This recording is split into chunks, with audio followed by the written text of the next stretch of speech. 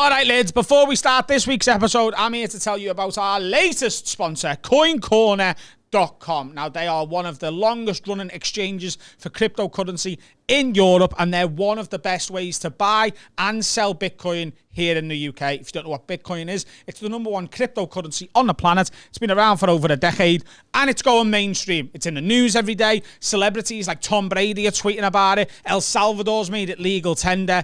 If you want to get involved in the cryptocurrency game, the best way, in our opinion, to do that is to go to coincorner.com/wordpod. You go there, they know we've sent you. You're getting in the cryptocurrency game. They know we've sent you. Everyone's winning. You're helping our sponsors. They're helping us. That's how the pod game works, okay? That's what we want you to do. Now, we've got to say this. When you invest in cryptocurrency, it's like stocks and shares. Your capital is at risk. Don't invest anything you can't afford to lose. Be safe. Don't be a fucking dickhead. Now, let's get back to the pod.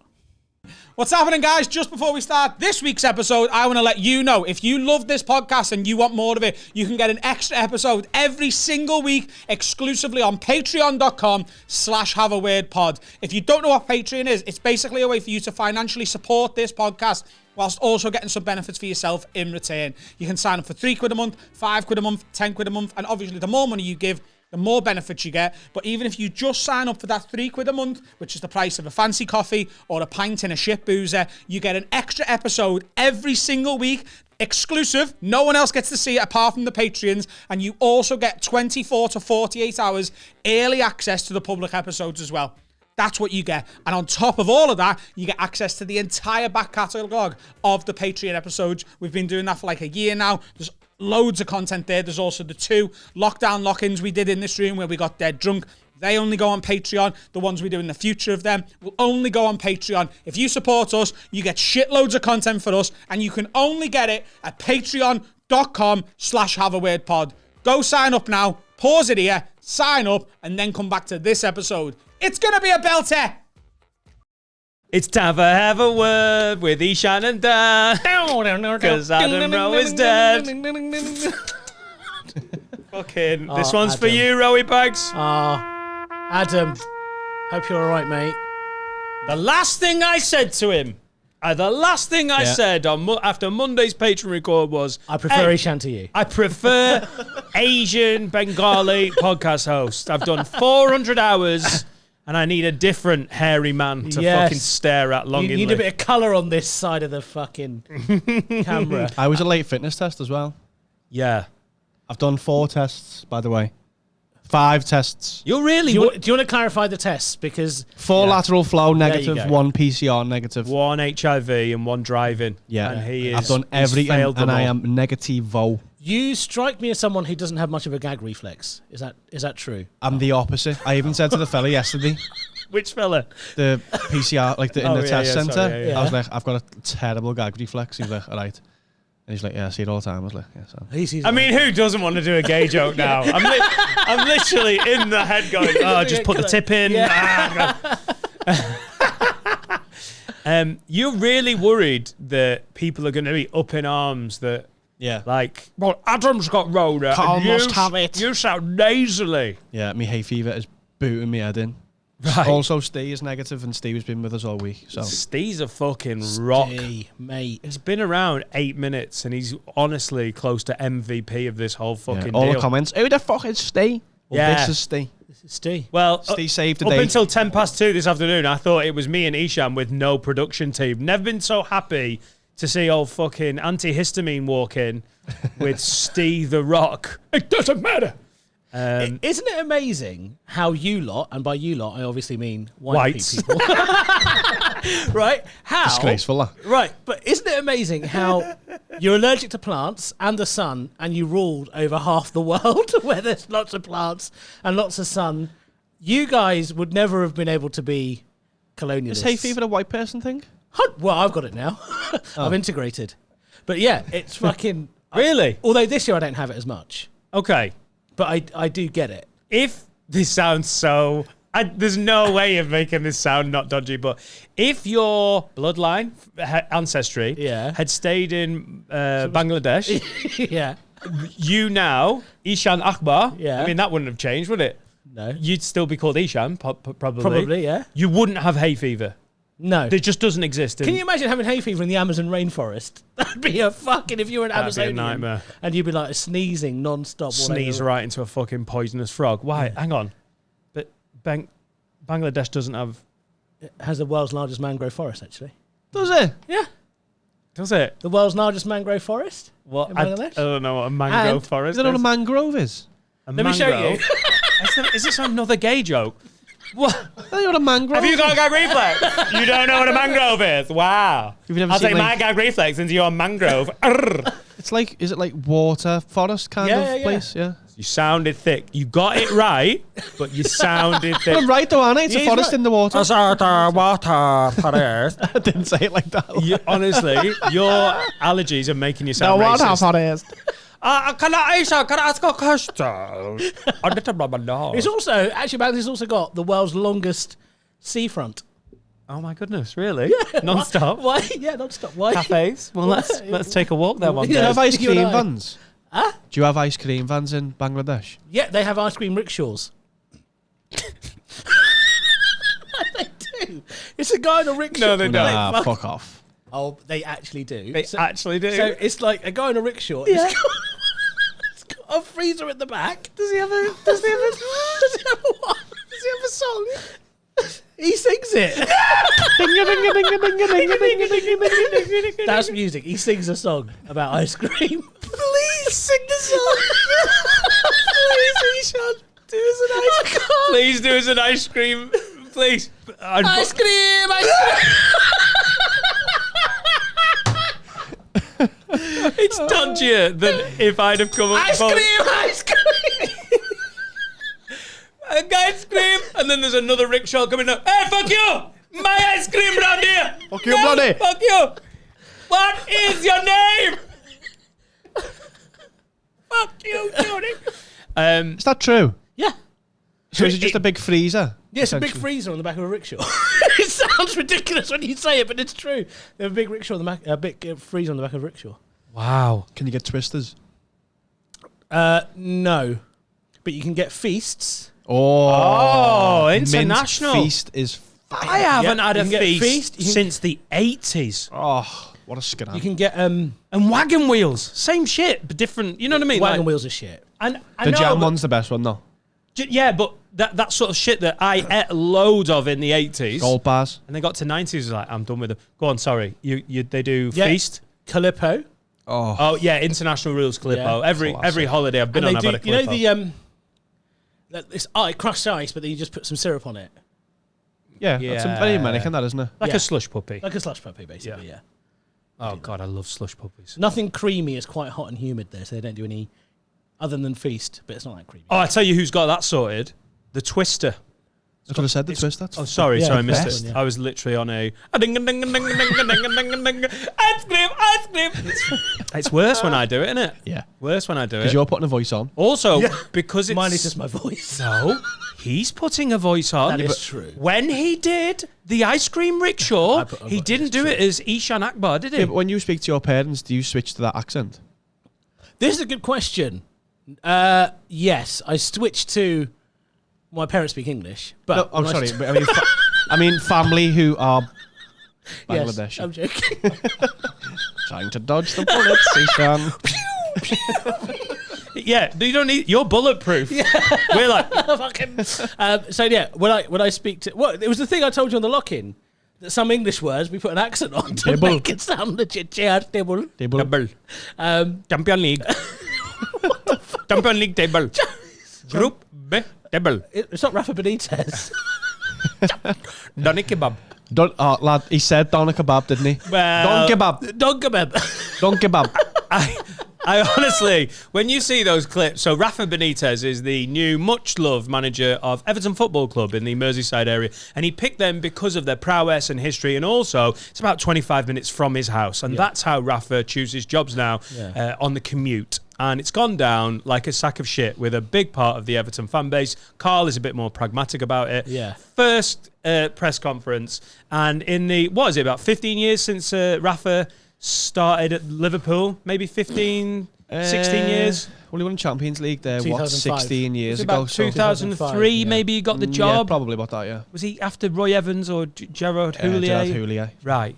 And in that time, he has not adapted to, I'm originally from Spain, but now I've lived here for a long time. No. It's like he's doing an impression of a borderline racist Spanish character. Yeah. And he was explaining what he wanted from Everton, and then at one point tried to say, don't give up. Don't give up. He sounds like the guy from Don't 40 give up. Towers.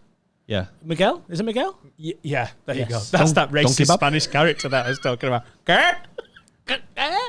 Manuel, Miguel Manuel. who is same. played by... It's all the same. Isn't it? who plays him? The guy that Russell Brand was mean to. Yeah, that one. Yeah. And that's how we remember him now. Yeah. What a legacy in comedy. Yeah, man. You got bullied by Jonathan Ross and Russell Brand about your granddaughter who likes the Duke. Wasn't even that bad.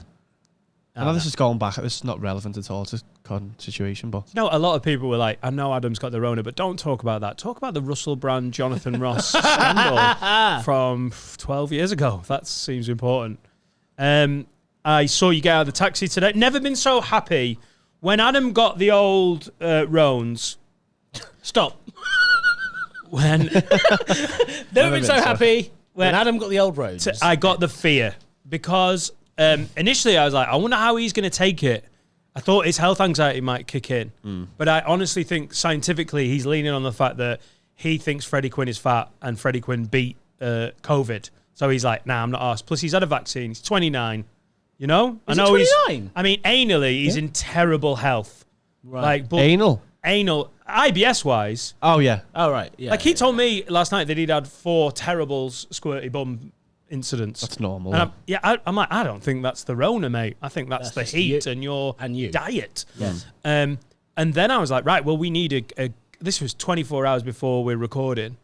And it's also like, well, it might just be Steve on the production, which is... Well, it literally was until... When did we call each other? 10 this morning? Finn's in Rill, just getting over the Rona. Adam's now out for 10 days. And then you were testing. And I've never been so happy to have you work things around and be able to do this with us, mate. I delayed my trip back to London. More than happy to be here. And just like, I'm really happy that you gave me a ring. As soon as it went in the WhatsApp group, there was like a noticeable bit of relief. Everyone just went, great. Ishan's available. That's very nice. Let's Thank hope you. he talks about ice cream in Bangladesh. I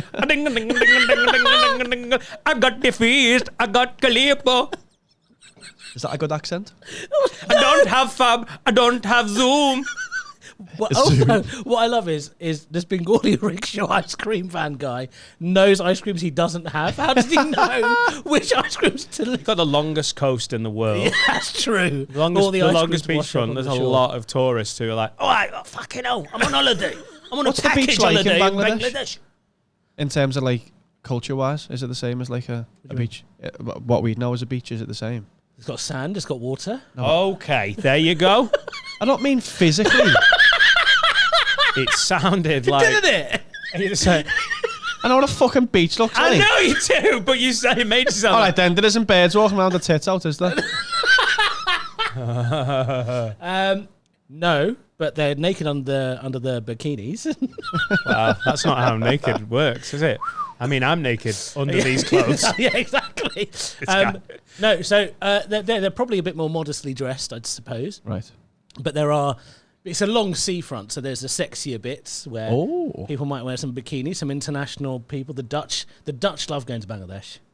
Really? Yeah, the Dutch love it. And the Dutch aren't a problem, are they? They're very good travellers. They're everywhere, aren't they? Yeah, because they've got all the NGOs and charities and shit like that, so they turn up to the beach and in their bikinis. Can we add Bangladesh to the Have a Word live show? Yes, Random please. as fuck tour.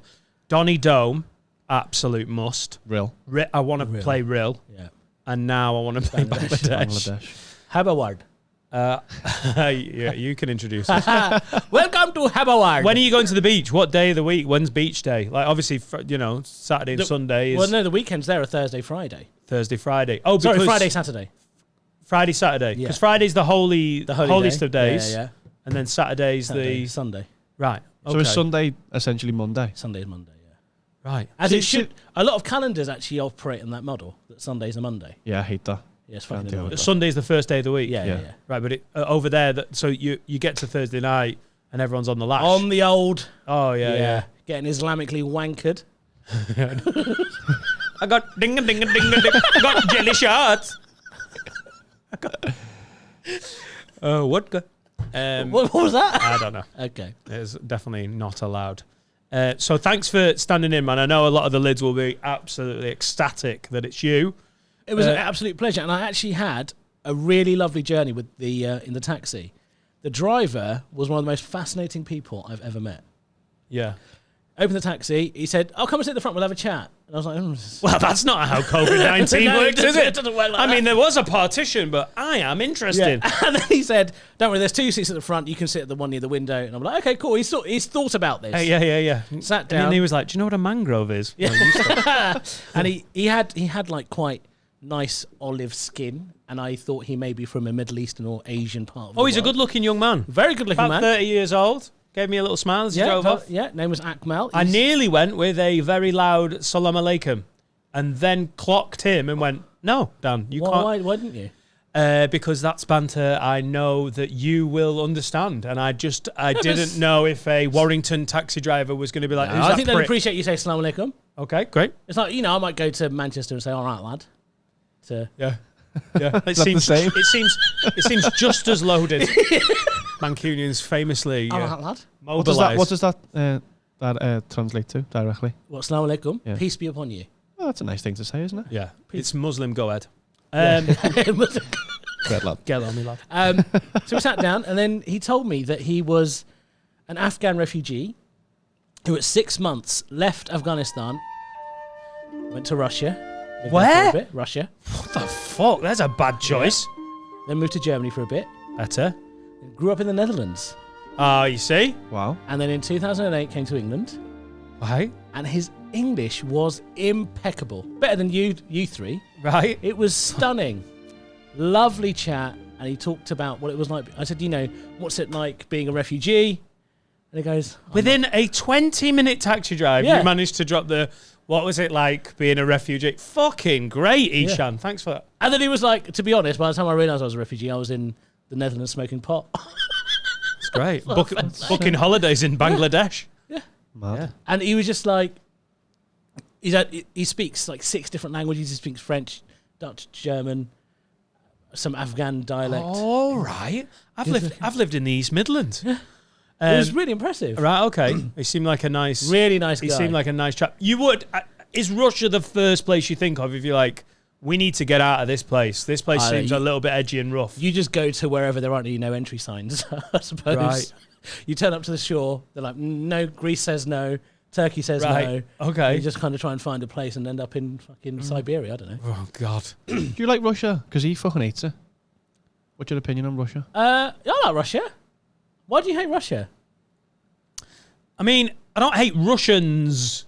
You hate the country. I'm sure the Russians you meet over here are lovely, considered people. Like, I don't make blanket decisions about huge swathes of the human race. But I do take umbrage with the premiership of that country. I love the because they premiership are of that country. fucking modern day Nazis, bettered only for their fascism by China, really. They're just a murderous bunch of Nazis. I like Russia Right. because they don't give a fuck what the West think. Right. And they've got the power to be able to do it. And I love that. And the thing is, what's happened is, because Russia have for so long said fuck you to the West, we've grown up with this idea that, they're all dirty little Nazis. Yeah, fine. I don't like the fact that they're homophobic. But why does everyone have to have the same standards that we do? Yeah, it's funny. It's funny with the homophobia thing because I find that quite abhorrent about Russia, and they've got a horrific sort of problem with it. But then, as soon as you talk about like Middle Eastern countries and any Muslim countries, you're like, oh, well, that's part of their religion, so that's different. That's cultural, and I don't want to be seen as like an anti-brown racist. Yeah, exactly. But when it's white people in Russia, I'm like, you fucking homophobic. you should know fascist." better. Yeah, but then with that sort of like, it's part of my belief system that we hate gays. You're like, that doesn't make it all right. Yeah, Russians hate gays, and then people from the Middle East are like, well, the guy upstairs makes me hate gays. It's still wrong, isn't it? But that is a total like hypocrisy of being a Western white people like, oh, Russia You fucking fascist. What about Dubai? Yeah. There's gigs in Pool Dubai. parties. And they put you on there's a beach. Pool parties. Yeah, There's they pool throw parties in Dubai. Yeah. Or shopping. So I like Russia. I like the fact that they just say fuck you to everyone. Also, my favourite dictator is Stalin. What? What? You got a favourite dictator? Everyone's got a favourite. Everyone's got a favourite dictator. Everyone's got a favourite. Oi, everyone's got a favourite. Top three. Yeah, top three. Fucking Stalin, Yeah. Mussolini. Thank Change you. it up. Yeah. Mao. Oh, Right. really? Yeah, because he had some quite progressive economic policy. Chairman. The chairman. The chairman. Chairman Mao, yeah. He's not really a dictator, but if I could be any of them, it'd be Genghis Khan. Right.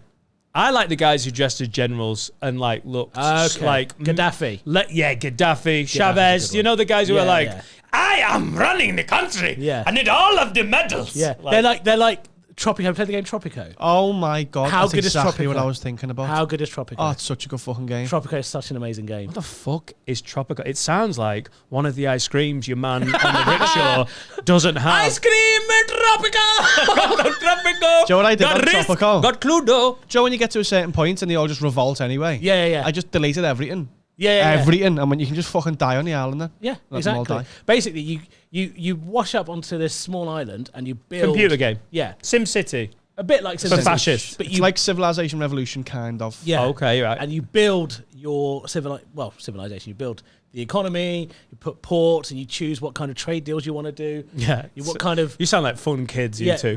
mate. It's a fucking good game. It's a liberal policy. But what do you do with all that pussy you're getting? I mean, when does that get in the way of it? You're like, after. Is that? That's afterwards. Oh, yeah, that comes with... Yeah, that comes with the Tropico you know what happened? membership. Like, Because we just played- batting all that puss away. Because we played all that Tropico and used our brain cells at that age, our hair is still. that age? Does you not play it no more? Hey, bruv, don't step to me like that. Bruv, don't step to me.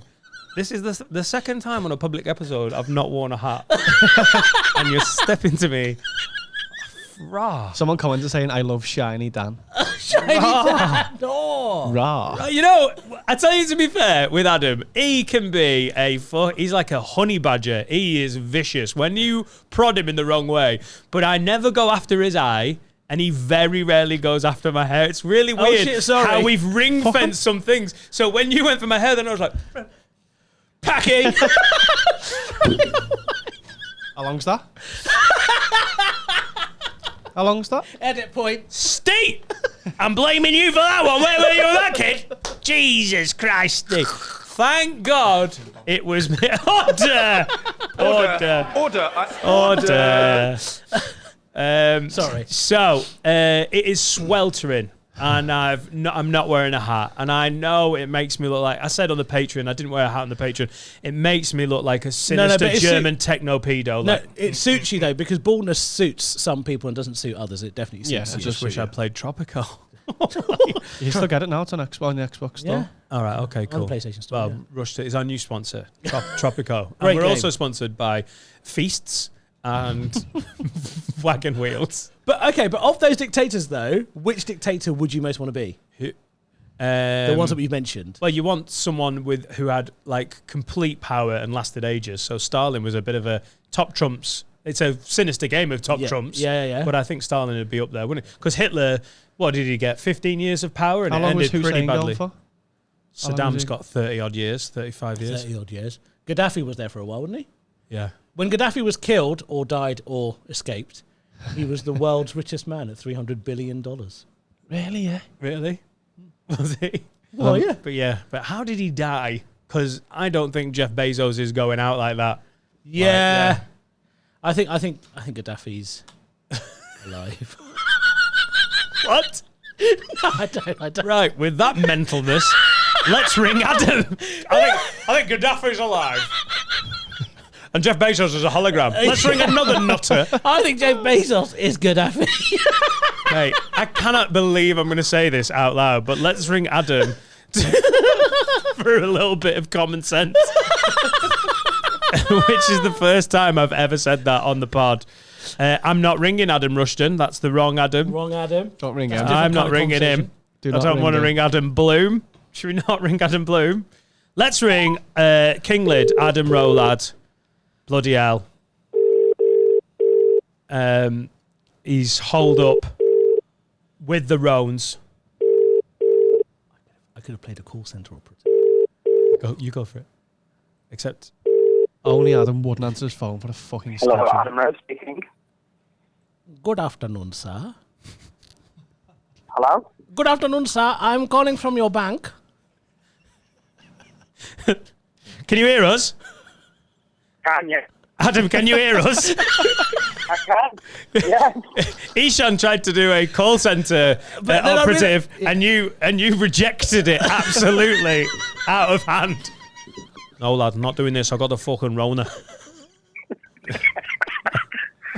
Ladies and gents, it's King Lid, Adam Rowe. Hey. Fucking what a week. What did I say to you on Monday, Adam? I said don't get the fucking Rona. Yeah, I know, but I think I might have already had it. I don't know anymore. How are you feeling? How are you feeling? Tell me your symptoms. I feel quite okay. I've just got this sort of niggling cough. What cough?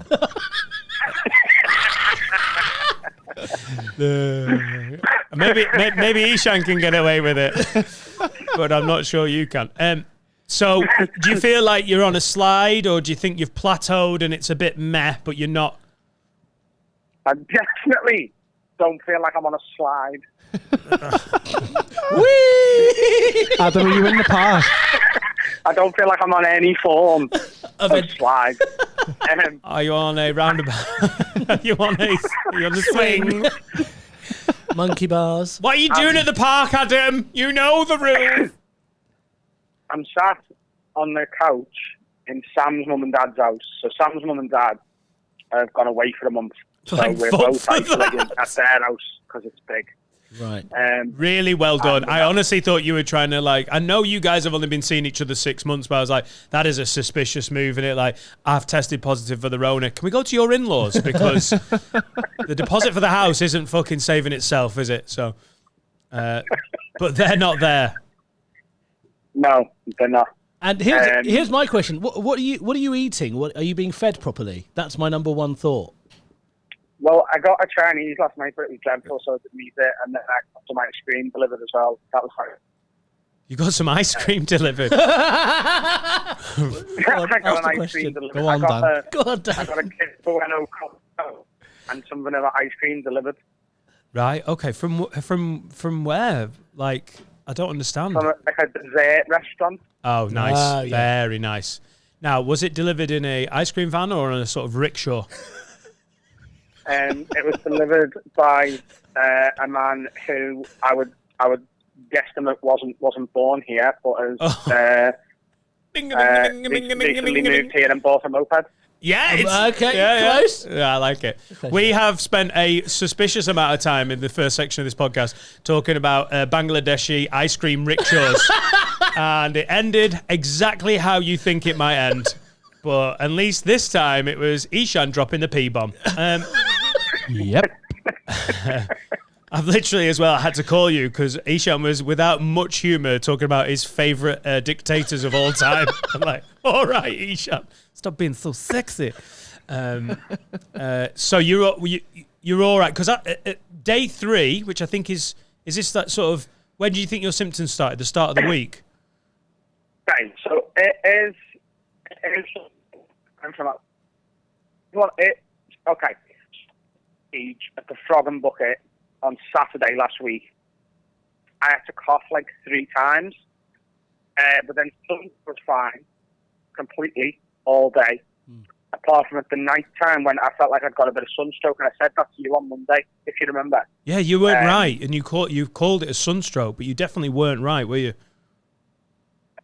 So then Monday. Oh, Adam, 2 seconds. Are you on Wi-Fi there? Can I call you back on the on WhatsApp? You can do, yeah. Why? It's breaking up a little bit. We're breaking up a little bit. Yeah. Okay, go on, call me back. Okay.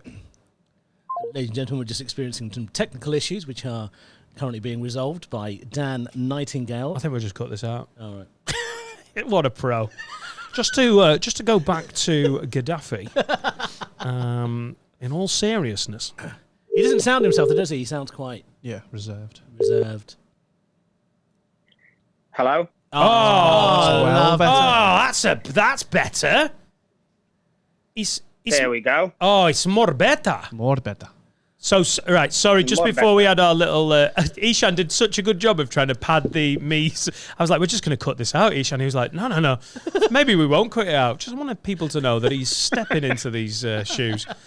Sorry, you were saying, so you were at the Frog on Saturday and you coughed a few times. Yeah, I'll start that again. So I was at the Frog on Saturday. I coughed a few times on stage. Sunday felt fine. I went out with Sam. We went to the park and then we sat in the garden for a bit. And I just felt like at the end of the day that I'd got a bit of sunstroke, which I get quite a bit. So Monday I felt a bit off.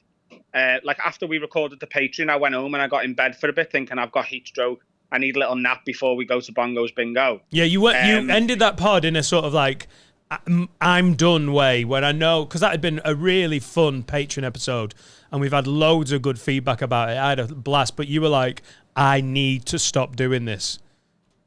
Yeah. And I don't want anyone to think I've like been irresponsible or anything like that, because there was no like COVID symptoms. I just felt like there was no traditional COVID symptoms. I just felt like I had a bit of heat stroke. So still went to Bongos Bingo. Tuesday woke up, but I drank quite a bit at Bongos Bingo. I was pissed at the end of it. So woke up with a hangover, or what felt like a hangover. Sort of slept it off all day, drank as much like water as I could. Went and did my gig in Swindon. And then when I got back, when I got out my mate's car, I just got like a bit of a chill.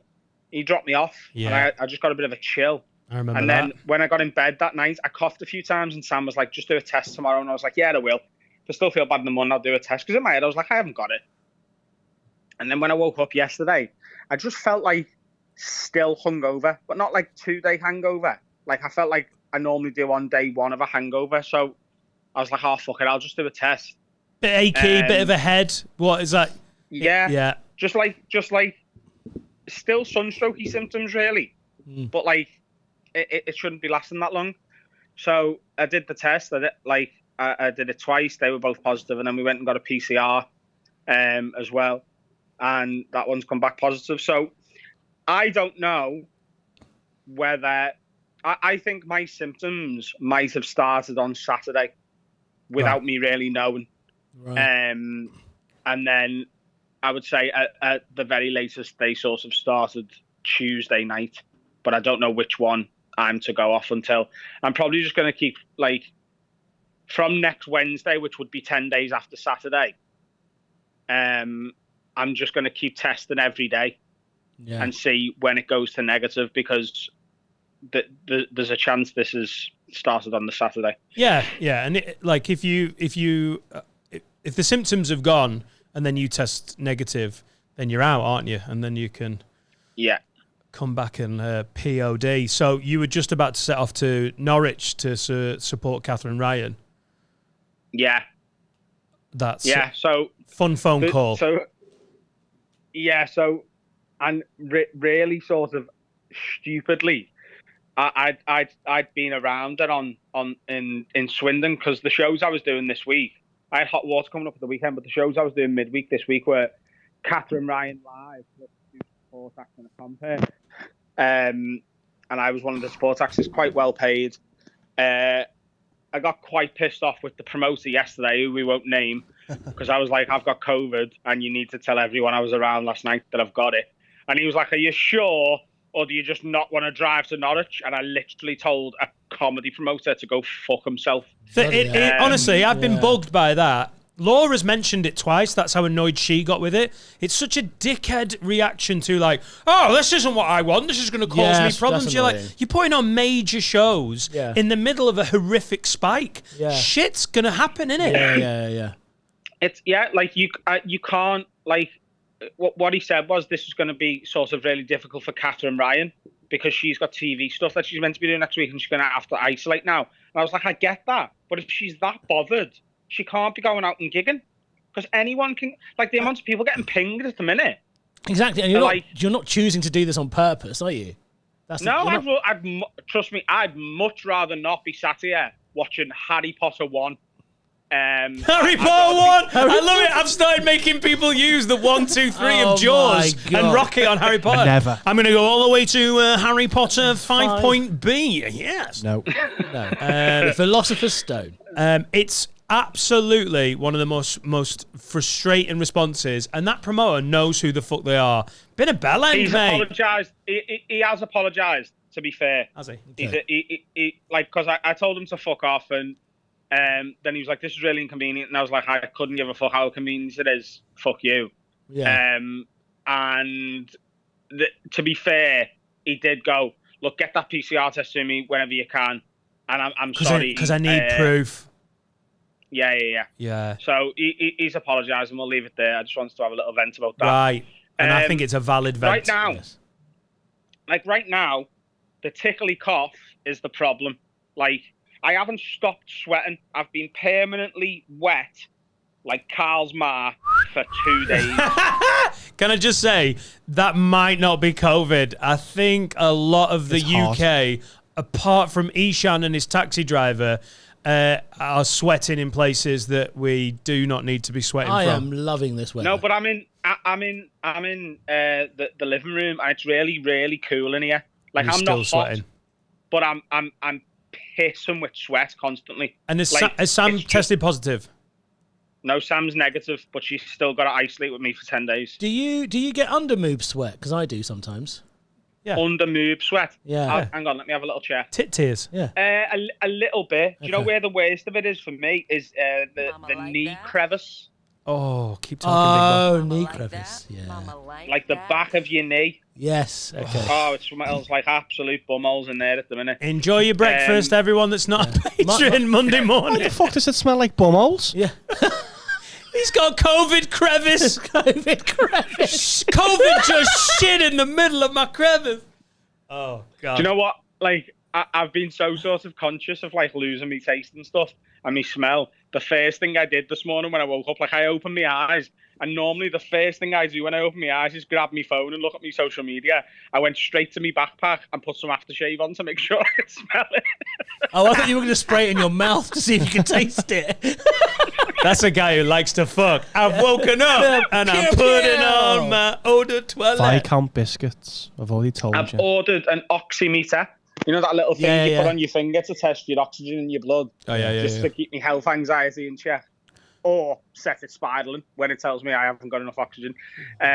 What do you want to I've make ordered a sure that you fan. don't lose the taste of? Is there a particular food that you don't want to cock? Well, I don't think it works like that, Ashan. I don't think you can still taste bananas, but you can't have katsu curry. No, that's not. think- I understand that. I'm asking you which thing that you would miss the most. Definitely That's what I'm dick. asking. Dick. Okay. Oh, Mangrove. Mangrove. I don't know. I got salt and pepper chicken last night because I was like, I was treating it like the Last Supper. Goodbye, my friend. Yeah. I was like, I could lose my taste tomorrow. So I want to have like my favourite dinner tonight, and it was shite. Annoyingly shite. Oh, is it because it's an away fixture? You're at her mum and dad, so it's not Yeah. your Chinese. Oh, not your Yeah. Chinese, right? Wasn't Yeah. my chippy. Oh, you've had a fucking Shakhtar Donetsk away Chinese takeaway. Difficult one, that. Gutted. No one's ever said that sentence before. That is an original sentence that will never be said again. I'm having gammon tonight. We've ordered a Tesco delivery, so we're getting like enough food to last 10 days. Oh, mate, I feel for you. It doesn't half get boring. Wait till you get to I- Harry I- Potter 4. I tell you what. When I'm best back one. up, when I'm back up north next week, I'll cook you a curry and drop it off. Would you? Thank you. That's so nice. Are you actually good at cooking curry, Ashan? Yeah, I'm wonderful. I'm excellent at cooking curry. What's your best curry, Ishan? Ishan, It would have to be like a classic lamb, I guess. A good lamb curry. Classic lamb. Classic I lamb. don't like lamb in curry. Okay, what do you No. want? Chicken? You going chicken. spicy? Yeah, I can do it Chicken, spicy. and I want it. I like a madras, but not like an overly Not a spicy real one. dish! That's a Birmingham-based is. curry, isn't it? I'll make you a chicken It curry is. a la Ishan. Just have that and shut Oh, up. no, I want some.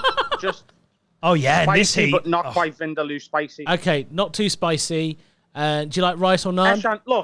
Eshan, look, stop being all fucking traditionalist with your curry-based enthusiasm, right? Yeah. Fuck you. Yeah. I'm not from where you're from. Yeah. Like, No, you- ethnic background-wise, okay? Yeah. Every single curry house Yeah. that I've ever been to, Yeah. in the whole world, Yeah. bear in mind I've only been to curry houses in this country.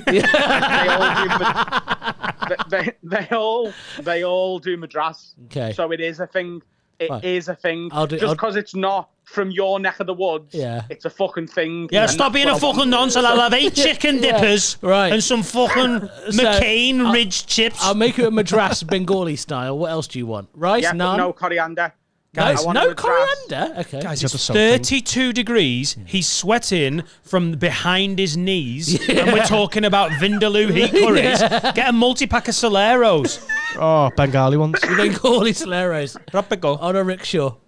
Right. Ice cream. Eshan. Yes. Eshan. Yes. Eshan. Did you just ask me, do I want rice or a naan? Yes. What are you talking about? I want rice, chips, and naan. Chips. All the carbs. All the carbs. You can't have a Adam, curry without chips. we... Oh, Okay. if you could see his face right now, he is not happy. oh, he's You can't have a curry without fuming. chips. It's almost like you said Stalin was a pedo. I'm actually sweating. I'm actually sweating for the first He's genuinely annoyed. What kind of rice, Ishan? What's the best rice to go with one of your curries? Well, it's normally a long grain rice, but because it's you lot, I'll make basmati. Basmati. Basmati. Basmati. Basmati. Listen, even though you think that's right, you can't make it sound wrong. Basmati rice. Basmati. That's the way to say it. Basmati. Basmati. Some Basmati. lentils. Some lentils as well. Lentils? You want some lentils? I can Just make got a lentils. fucking hell of I'll a make you good lentils. basmati. on it. Basmati. Adam, we love you and we miss you. I like you. And I hope you sound fine. You sound all right. Like, you know. I feel all right. Apart from the cough, I feel all right. Sam's looking after me. She keeps making me drink water. She's She's bought a lot of stuff for me. Like she made sure I brought Diora Light. Get some turmeric milk down your mate. Plenty of ibuprofen, plenty of paracetamol, orange juice for the vitamin C. She's given me some hand sanitizer. Have you had turmeric milk? Have you had sex? Have you had sex? Have you Have we had had sex? Have you had COVID We sex? can't have sex. Yeah. No. In this heat? That would be irresponsible. No, you can do. Oh, he's you can do- banging. you He's can- bang. He's you can do banging. anal. He's banging his in-laws. He's getting his sweaty inside not. knees out. Rrr. Right. We love you, and we'll speak to you on the Patreon episode. And stay safe. And Get well soon, my man, and I'll bring the curry over to you next week. Sound all right. A madras, no coriander. Yeah, give me sweaty inside knees, dickheads. with chips. All right, So angry. go ahead. See you in a bit. Go ahead, our kids. See you later, Ta-ra, lads. See you, lads. Ta-ra. Get on me. Get on me. Get on me, lad. Yeah, ta-ra. Get on me. Basmati. Basmati. Basmati. Basmati. Basmati. What did he just call ibuprofen? Ibuprofen. Diara Light. Ibuprofen? Has everyone had a fucking No, stroke? ibuprofen's a common way of saying ibuprofen. Ibuprofen. Ibuprofen. Ibuprofen. I'm telling you, when I have too much basmati, I need ibuprofen. Basmati. And a lid down. Basmati. Basmati. T. T. Put the T. front of your tongue between your teeth. T. T. Feast and fabs dental and fricative. zooms. Yes. Calippo and basmati. Right, okay, good. I'm going to not do that voice now. I've definitely used up my quota. Basmati. Let's have a little break. We'll speak to one of the old money cunts. Fucking hell. I'm that guy. When Adam's not here, I'm the guy. And we'll see you shortly. All right. Go ahead. Basmati. What's happening, guys? Ooh, look at your outfit. Shocking. You look horrible in that. That's a shit t-shirt, jumper, dress thing, whatever that is you've got on. What you need, lad, is a fucking t-shirt or a hoodie from haveawordpod.com. You want some official Have a Word merch? Go to haveawordpod.com and get some then, instead of wearing that fucking shite you've got on. It's horrible. You look a joke. Don't be leaving the house like that. You want a hoodie that says rat? That's what you need, lad. Go and get it. haveawordpod.com. Welcome back. It's section 2 of this, a really unusual Have a Word podcast. Unusual. I'm not wearing a hat. Like, Oh, and that that's is why it's unusual. Yeah. Later than usual as well. it's Gordon-wise. later in the day. Yeah. Yeah. Adam's Asian now. Adam, yeah. Also, Adam fixed his lazy eye. if you it's can all. hear a sort of like It's all the fans we own, the aircon, they need to be on. We're in the middle of a fucking heat wave in the north of bastard England. Or as I like to call it, winter. Ding, ding. You were made for this, though. We weren't. Right, yeah. That's true. You were your Literally. biology was made to deal with this. I feel very much at home at the moment. I'd love to go skiing with you. I'd love to go skiing with you. To see you fucking freezing your tits off at Heathrow. When I used true story about Never mind skiing. the Alps. When I used to work in banking.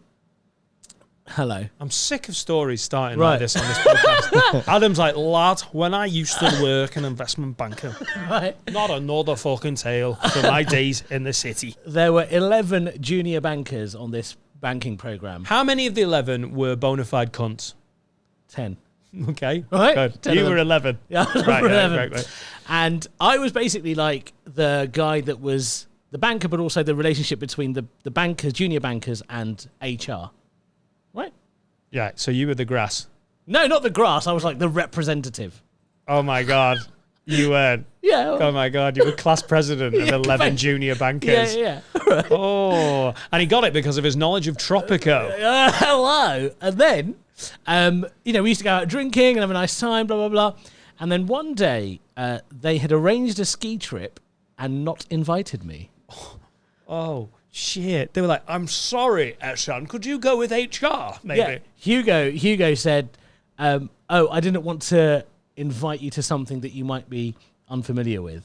And the truth is, I'd never been skiing, but Hugo. I thought I was popular. Do you know what I mean? Like, because you go to the pub with these guys all the time, and you're not invited to the ski trip. You're like, Hugo, you've done me dirty. Yeah. He sounds like the epitome of every fucking private school Tory, Tory ever. His great or great-great-grandfather designed the first England-Scotland railway. That's what we're dealing with. Okay. Eton.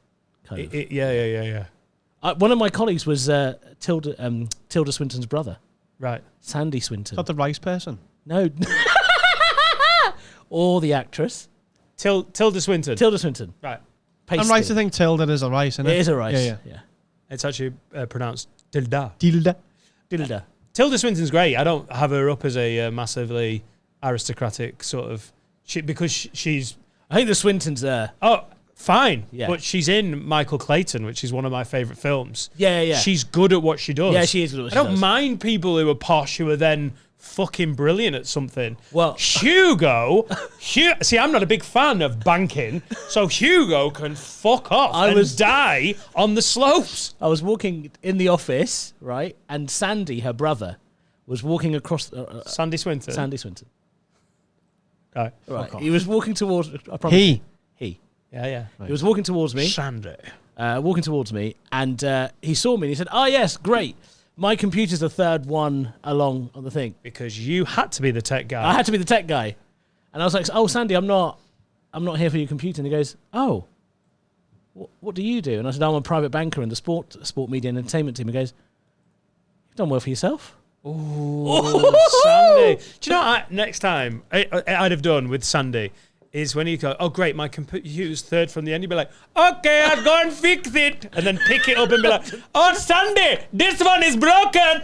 Bang! Just swat it off the ground. He'd be like, "Okay, I think the computer guy is a bit unhinged. Bit of a maverick, but I won't say anything, because he's done well for himself." Yeah. So this was in, the City of London. The City of London, in Mayfair, no less. How long did you last as a banker?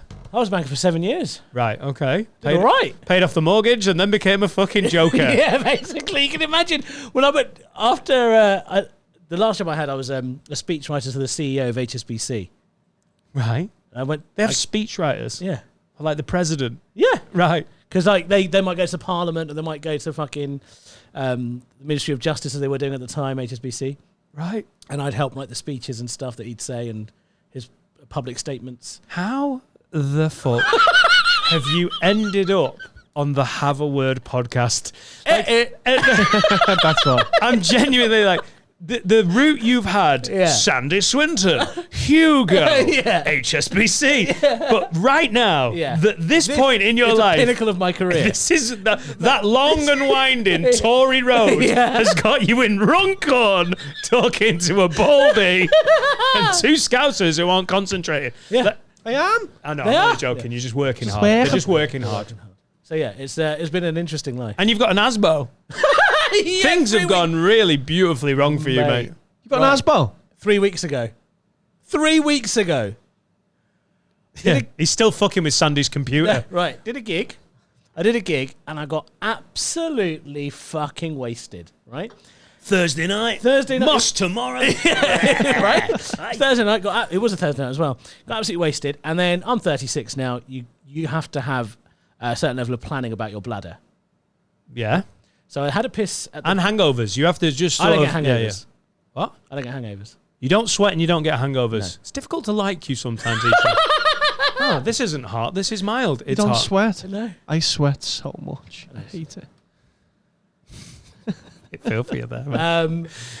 Adam would have that pause. If you heard that pause, that was where Adam would have ripped Carl a new sweaty arsehole for saying that. Yeah. But we all just went, bless you. Yes. Have a word, got a very supportive, not as funny, but supportive in Adam's absence. What you've just done there is said this was better when Adam was here. No. It's better now. No, but there's a lot of muscle memory going on. Yeah. So that pause literally was for Adam to go, shut up, you fucking dick. That was literally that. Yeah. Shut up, you fucking dick.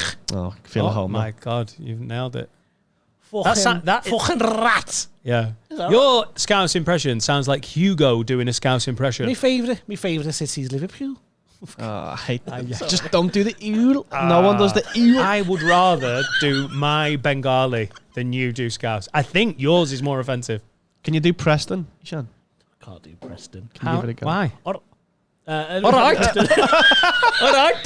I'm from Preston. I'm from Preston. Rudy and me, how you doing? You're right. My name's Ishan. I'm from Preston, innit? No, you're doing Asian Preston. Yeah. You're all right. Okay, good. That's cheating, isn't it? Why that cheating? All right, bro. All right, bro. What's going on? I'm from Deepdale, innit? I'm from Blackburn, innit, bro? Do you know that's really offensive? Why? Preston and Blackburn are very different people. Asians as well. Like, you know. I love it how you've just done that. Yeah, I can do Preston. You're right. I'm from Preston. I'm from Preston, bro, innit? And honestly, not far off. Anyway, need a piss. Did the piss. Where was the gig? Escape Bar in Dalston. It's a lovely little pub in Dalston. Very nice. Did the gig. Had a piss. Started walking to the next pub because I wanted to have more to drink. Lads. Realised I needed another piss. Okay. Found a little corner hidden away. It's Stoke Newington. It smells like shit anyway. Yeah. Found a little alleyway. Started having a piss. Turned round. 4 coppers staring back at me. 4 of them. How big is your dick that they had to call for backup? It was shade in the place. Yeah. I'm Big Bone. I'm heavy structure. I pulled my shit up. This whole room get dark. Right. That's another black guy. I know I just did that. I know another one. I was just doing black guy noises and went, sorry, who was another? Mate, we were doing Bernie Mac. And in my head I was like, Kane. He was a black man. Yeah, he was.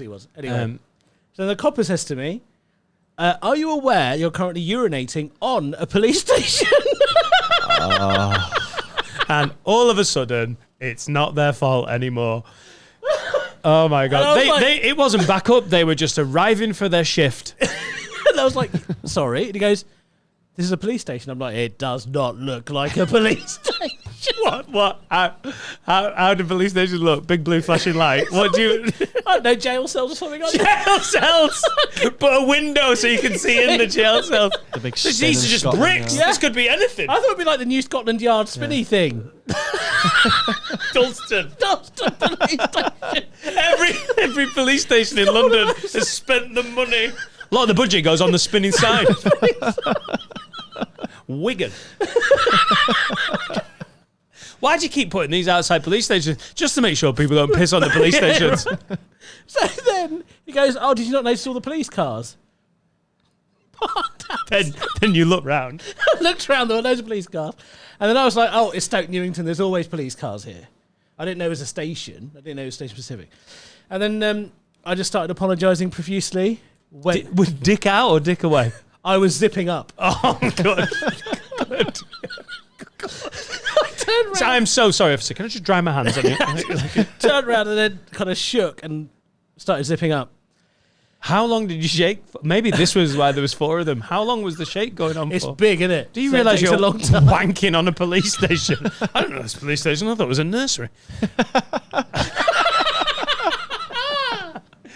Yeah, and then I've actually got the ashtray with me.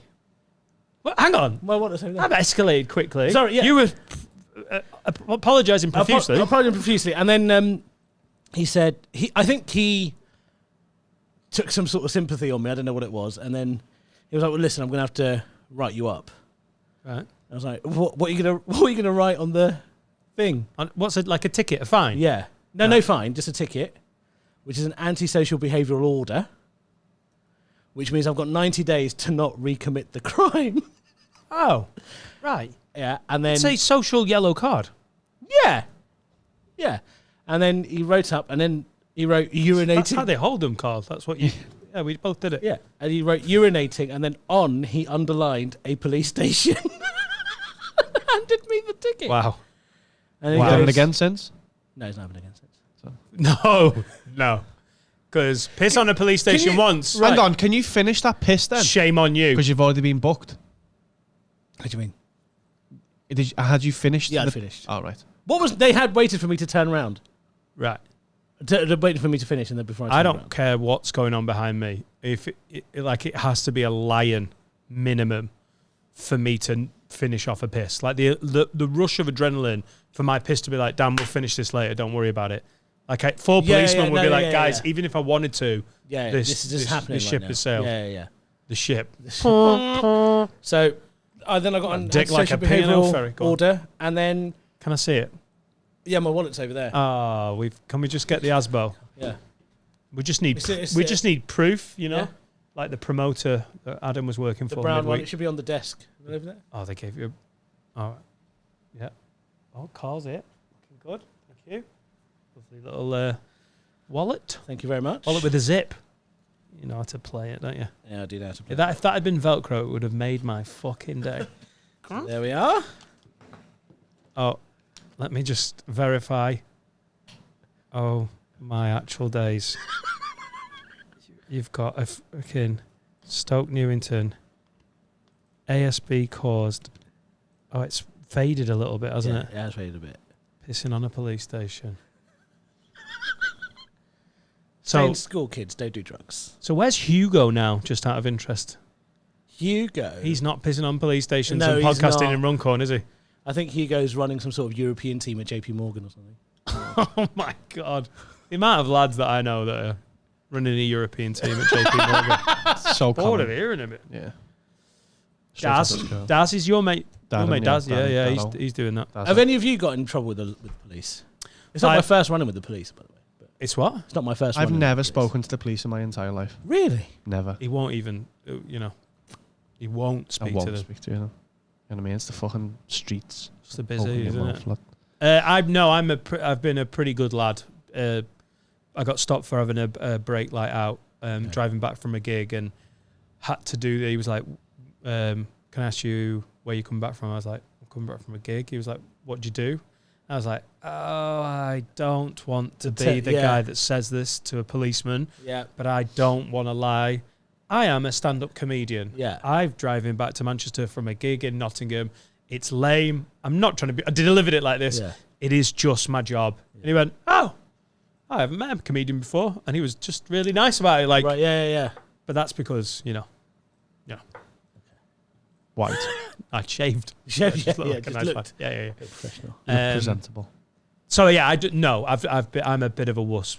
There's been times in my life where if I'd have been stopped by the police, things would have happened when I was going out raving. Right, okay. I once drove to Sunderland from Newcastle off my tits and came back with a fucking shipment accidentally. Just spent too much money. If I'd have been stopped, I would have gone to prison.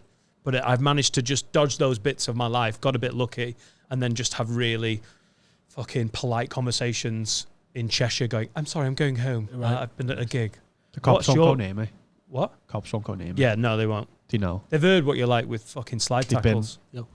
Like Yeah, someone's, yeah. I don't know where someone's paid them off. You've never had any running, Carl, with Not the a single law one. Not No. a single at one. all. Never. Have you had any points on your license? No. Fucking hell, what a boring Jesus life. Christ. What? Do you want, You've lived though, haven't you, Carl? I've killed Women. 4 people. Women, yeah. Yeah. Prostitutes. Yeah. Fucking hell. Jesus. You can't slide tackle sex workers. Isham, what have you? What? I spent a night in a cell once. Come on, bro.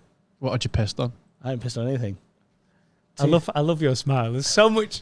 Ishan is so like. I hope it comes across in the video. There's such naughtiness in his smile. Like he makes me want to go weeing on police stations in Stoke Newington. Like I'm pissing for George Floyd. He's just got this like. He's got when you look across, he's got the air of like. Yeah, this was pretty bad though. Come to for be an fair. adventure. It was pretty bad. Go on. It's pretty bad. So basically, 2010, I was going through a bit of a breakdown. Oh, Bit of a breakdown. We're not going to go into it now. post banking, Yeah, post banking. right? Major Pre-comedy? breakdown. No, I hadn't started comedy. So pre-comedy. Pre-comedy. Pre-com. Pre-com. Nice. And I... We'll talk about it another time, but during this period of my life, Fuck, he's confident, isn't he? I was sleeping... Adam's dying in his head. He's like, He we'll do it knows next he'll be episode. back. He Yeah. knows he'll be back. I was sleeping on a bus for 2.5 months of my life at this time. Moving. Yeah. I just went to a bus depot, found the oldest out of commission bus and slept on it. No, it was a moving bus, Wow. right? And then You slept on a bus. slept on a bus for 2.5 You months. slept on the night buses. Yeah. Hang on. And a homeless dude tried to steal my hearing aid. Turn the fucking music off.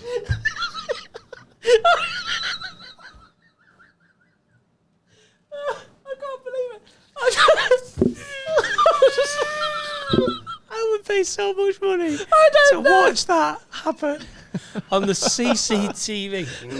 I was just Like a homeless guy going, I just need fucking... And then trying to work out what on your person is worth any money. Like, oh, he's got robot ears. I was asleep on the 20. I was asleep on the 25 bus. On the 25? Yeah. Where does the 25 go to? Ilford to Stratford. Ilford to Stratford. I know Shit, it well. Grew up on that route. Yeah, of course you did.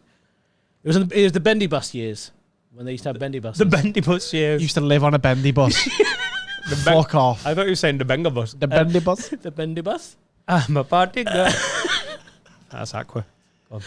And I was asleep, and then I felt like a hand around my ear, Right. and it was a grubby hand. I was like, "What the fuck are you doing?" Yeah, you can smell it first. Yeah, Yeah. and he goes, "I want that." And he was pointing at my hearing aid, and he was off his tits. Yeah. But anyway, that's not what happened. It takes a certain level of late night desperation Yeah, to yeah, think, I'm going to take this disabled person's Person's hearing aid and get some crack from it. Do you know what I mean? It's I don't even know how much my hearing aid is Is there a worth. hearing aid fence? Do they exist? What? A fence? What, like a market for it? Yeah. Right. I A don't fence. A fence is a person who you sell your stolen goods to, yeah. Right, cool. You know a lot about Oh, that, don't you? The For someone who underhand- doesn't, Yeah. someone who claims to have never had any run-ins with anyone, you know a lot about this shit. A polymath. Again, that pause was Adam ripping him. I was driving the car. Basically, I got back after I stopped sleeping on the bus. I went home. It was too stressful. Got in the car. Someone cut me up. Sorry. Stop. You were sleeping on the bus, Yeah, 2.5 months. then you got off the bus and got in a car, I went home. right? You went home. Yeah, things were really tricky at home, Okay, cool. so I needed Not to, in the same night. No. Right. It made it sound more Yeah, mentally. It's yeah. like, and then I thought, do you know what? I should just drive home and sleep there because well, I I've got tell a you bed. what, it's difficult at home. But no homeless men try and steal my hearing aids. So it was my first day back after the 2.5 month stint on the bus. Get in the car to call off, and this guy cuts me up, and I just beeped him. That's all I did. The guy stops the car, and he opens the door. So I, from the window, just went, "Mate, don't get out. I'm unhinged at the moment. Like, I'm not in a good place." He decides to walk towards me. I just got out and punched this guy across the head. And then the adrenaline meant I started kicking the shit out of him. What? Right? Someone call the cops. Yeah. Yeah. I lost it. Was he a big man, a small man? He was probably a bit taller than me. Right. But a black guy. and I just lost it. Is that better? I don't know. I'm just saying. I don't know why I gave you the details of the information. And then cops came. It took me into a cell. The guy didn't press charges. I found out later because I think he was already on the run or something. Right? So he didn't press charges. Another polymath. Yeah, another polymath. But what was interesting about being in the jail cell that night is in the cell, on the ceiling, they had a number for Crime Stoppers. And I remember just stenciled on Crime Stoppers 0800 whatever. And I was like, who is calling that from here? Good ass. Yeah. Can I have my one phone call, please? Yeah. Who are you calling? There was an Asian guy beating up a black dude. 0800 679 4200. I want to report a stolen hearing aid on the number 25 bus. And then I waited about maybe 9 hours, something like that, before the solicitor came. Right. Cool. And then the copper was like, you seem like a decent bloke going through a tough time. You apologise profusely. I apologise profusely. It's the way, isn't it? Sort yourself out. Right. Here's a caution. Right. And I got a little police caution. You know, your stories are very valid, and there's like serious, like there's drama in there. But you make them so middle class and harmless. Like, I got out of the car and started beating a black guy to death, and I ended up down. I ended up shot. in the police cells. And the thing I remember after my near fight to the death with a black guy outside a car on a road was Crime Stoppers had a number up. After I'd apologised profusely, the officer in charge thought it was amusing as well. So that's the end of the story. And I don't know if everyone else has anecdotes about fighting people from different ethnicities. Did he hit you back? Huh? Did he hit you back? No, I just caught him with a lucky punch. It was a lucky punch, and he just kind of fell to the ground. Right. And then I just started kicking him. Sorry. Right. I don't think he was expecting the Bengali No, rage. he wasn't expecting it.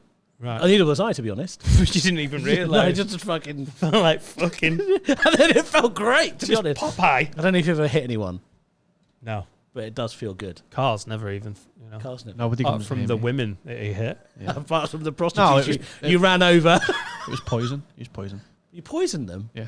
That's a lot of effort. So you take them for a nice seafood dinner and fucking put some poison in it.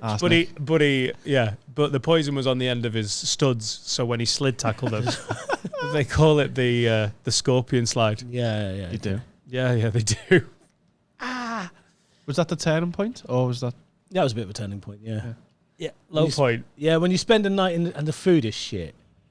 Right. It got me like... Was that the thing where you were like, I need to turn this around? They had the water in... They didn't give me a plastic glass. They gave me that, that plastic thing with foil on the top you get on a plane? Yeah. One of them ones. Yeah, Right. so you can't like jizz in it, isn't it? Yeah. No.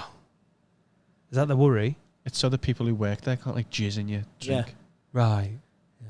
Is that a big problem in the cells? How do you know this? How do I know what? This fact about the jizz in the... Well, they cover food up so it can't be spoiled by somebody who might want to spoil it. That's just fucking Right. But Carl's mind goes to jizz. jizz being a way to spoil something. Poo. Does it spoil it though? You don't need to list them.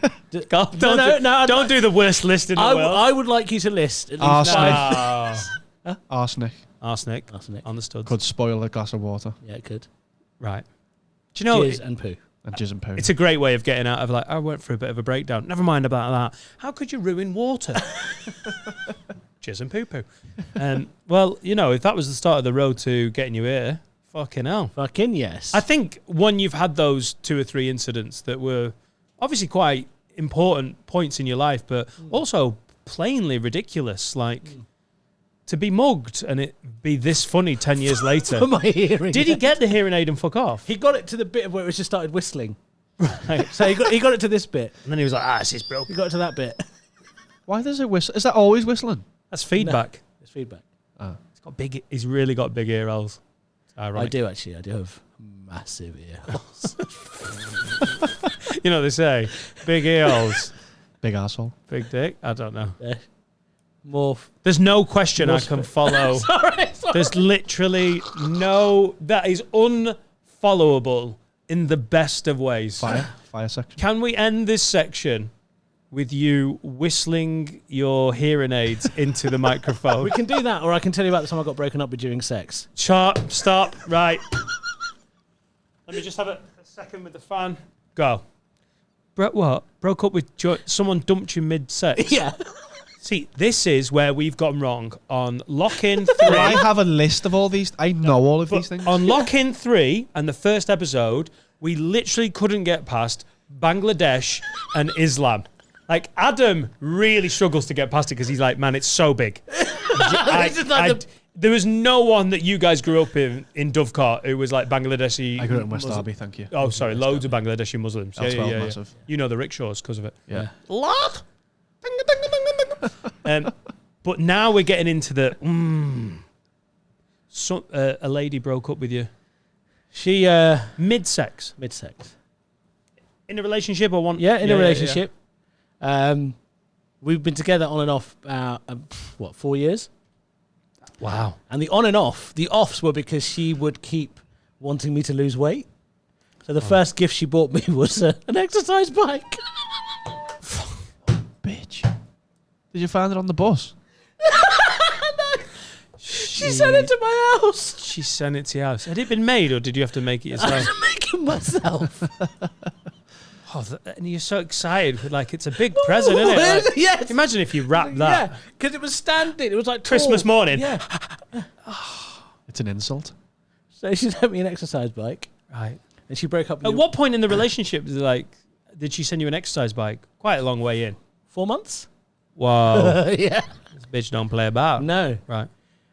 Is this during the banking days or during the comedy days? This is banking days. Oh, okay. Yeah. 2009. Right. Yeah. Just before the breakdown. Just before the I'm breakdown. starting to piece Can you this put it together. together? Yeah. Right. So, this had happened. So basically, we on and off had a few breakups over the weight thing. That was the main issue for her. But in our relationship, I wasn't making enough effort to lose weight, and I've always been kind of this size. I've not when I was a baby, Big bone. but Heavy structure. ever structured. Sorry. too much music on. Mama like that. Thank you. I'm really enjoying the buttons today. Yeah, they're good, aren't they? Because Adam's not here. He doesn't wear the headphones on. I know he can't hear it. He's got headphones on. So I want to show off. They're good. Sorry, go on. So we now fast forward to 2014, 2 weeks after my mum died. I'm having some... Sorry, got to. Shit. Go on. 2 weeks after my mum died, I'm having some grief sex. Good What? old grief sex. Grief sex. It's good. Sex, yeah, it's good. Sex when you Grief grieve. sex? Yeah. It's good shit. Oh, you know grief sex, yeah. do you? From the other side. Yeah. Using tears for lube. Yeah. Yeah. Sexy. Why are you laughing? That's really bad grief. So we're having the sex, Oh. and I'm on top. Okay. Best. Hello. And she tells me to stop. I thought something had gone wrong. Okay. And she said, "You're too big." Oh, which at first you go, Oh. big And bone. then she said, you've not done anything about the weight loss. So I was like, well, this might help, the sex thing. Right, great thinking on your feet. Thank you. Well, this is getting my heart rate It's up. helping. So let's Hang make on. this the start. So a lady broke up with you 2 weeks after your mum died because Yeah. you were fat. And I think she didn't want to deal with the fact that I was grieving. Right. Yeah, Which you were is- crushing the pussy Yeah. in the wrong way. Exactly. And then she said, you've not done anything to lose weight. And then she told me to stop. So I did. And then I basically ejected. Okay. It sounds like the fun one, but it's Yeah, not, no, is it's it? not. Yeah. And then she said, what you Eject. Is it safe? Is it safe to eject? yeah. And then she You can just pull out. Yeah, and this is what you're doing. And I said, well, she stopped. She goes, no, I want to come. You didn't, did you? Yeah, I did. I 'Cause- wouldn't have let her come. What? And then she got dressed. So you went to eject, Yeah. which no one has ever said before in the history of sex. You went to pull out, and she was like, no. I need to come. Right. Did you come at the same time? No. She came. Right. Hello. Of course. Hello. She came. I mean, she wasn't breathing well, but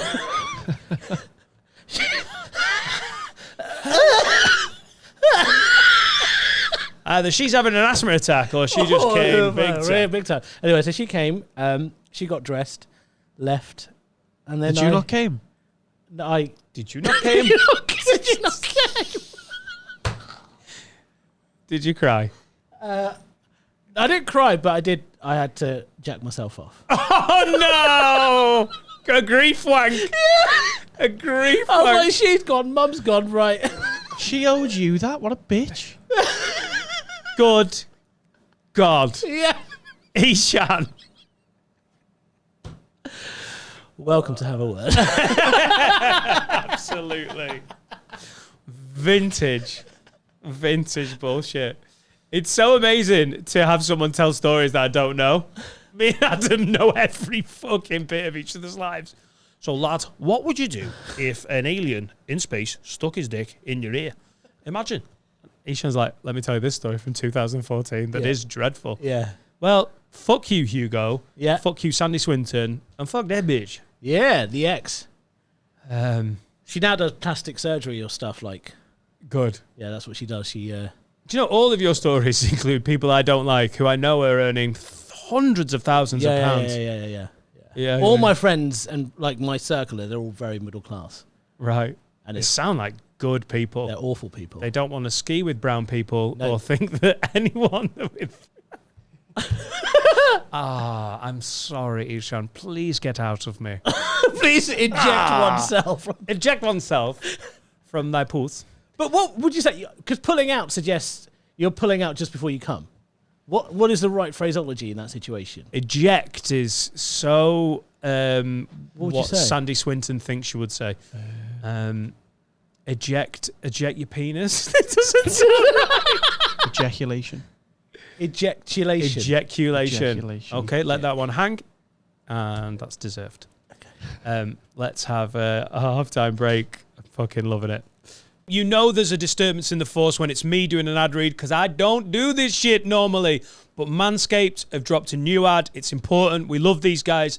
They've supported us, so support them. This ultimate package includes the amazing Lawnmower 4.0. Manscaped, the leaders in male grooming, have done it again. 2 million men worldwide that trust Manscaped with the new Performance Package 4.0 by going to manscaped.com.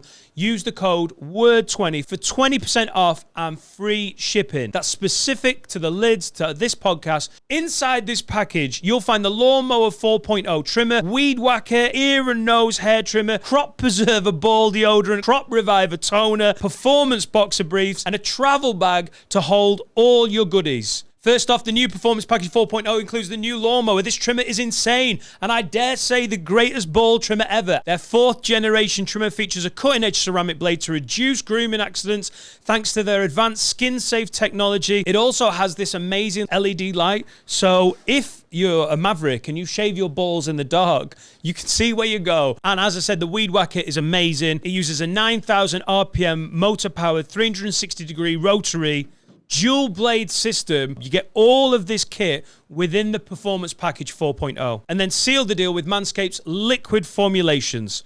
Their Crop Preserver ball deodorant for before leaving the house and the Crop Reviver ball toner. Manscaped even throw in 2 free gifts with every Performance Package 4.0. Get 20% off and free shipping with the code WORD20. Treat yourself. Go around the house, see what else you can shave. But shave everything. Carl, can you shave pets? Don't shave you pets' balls. Just use it on yourself. 20% off plus free shipping at manscaped.com using the code WORD20.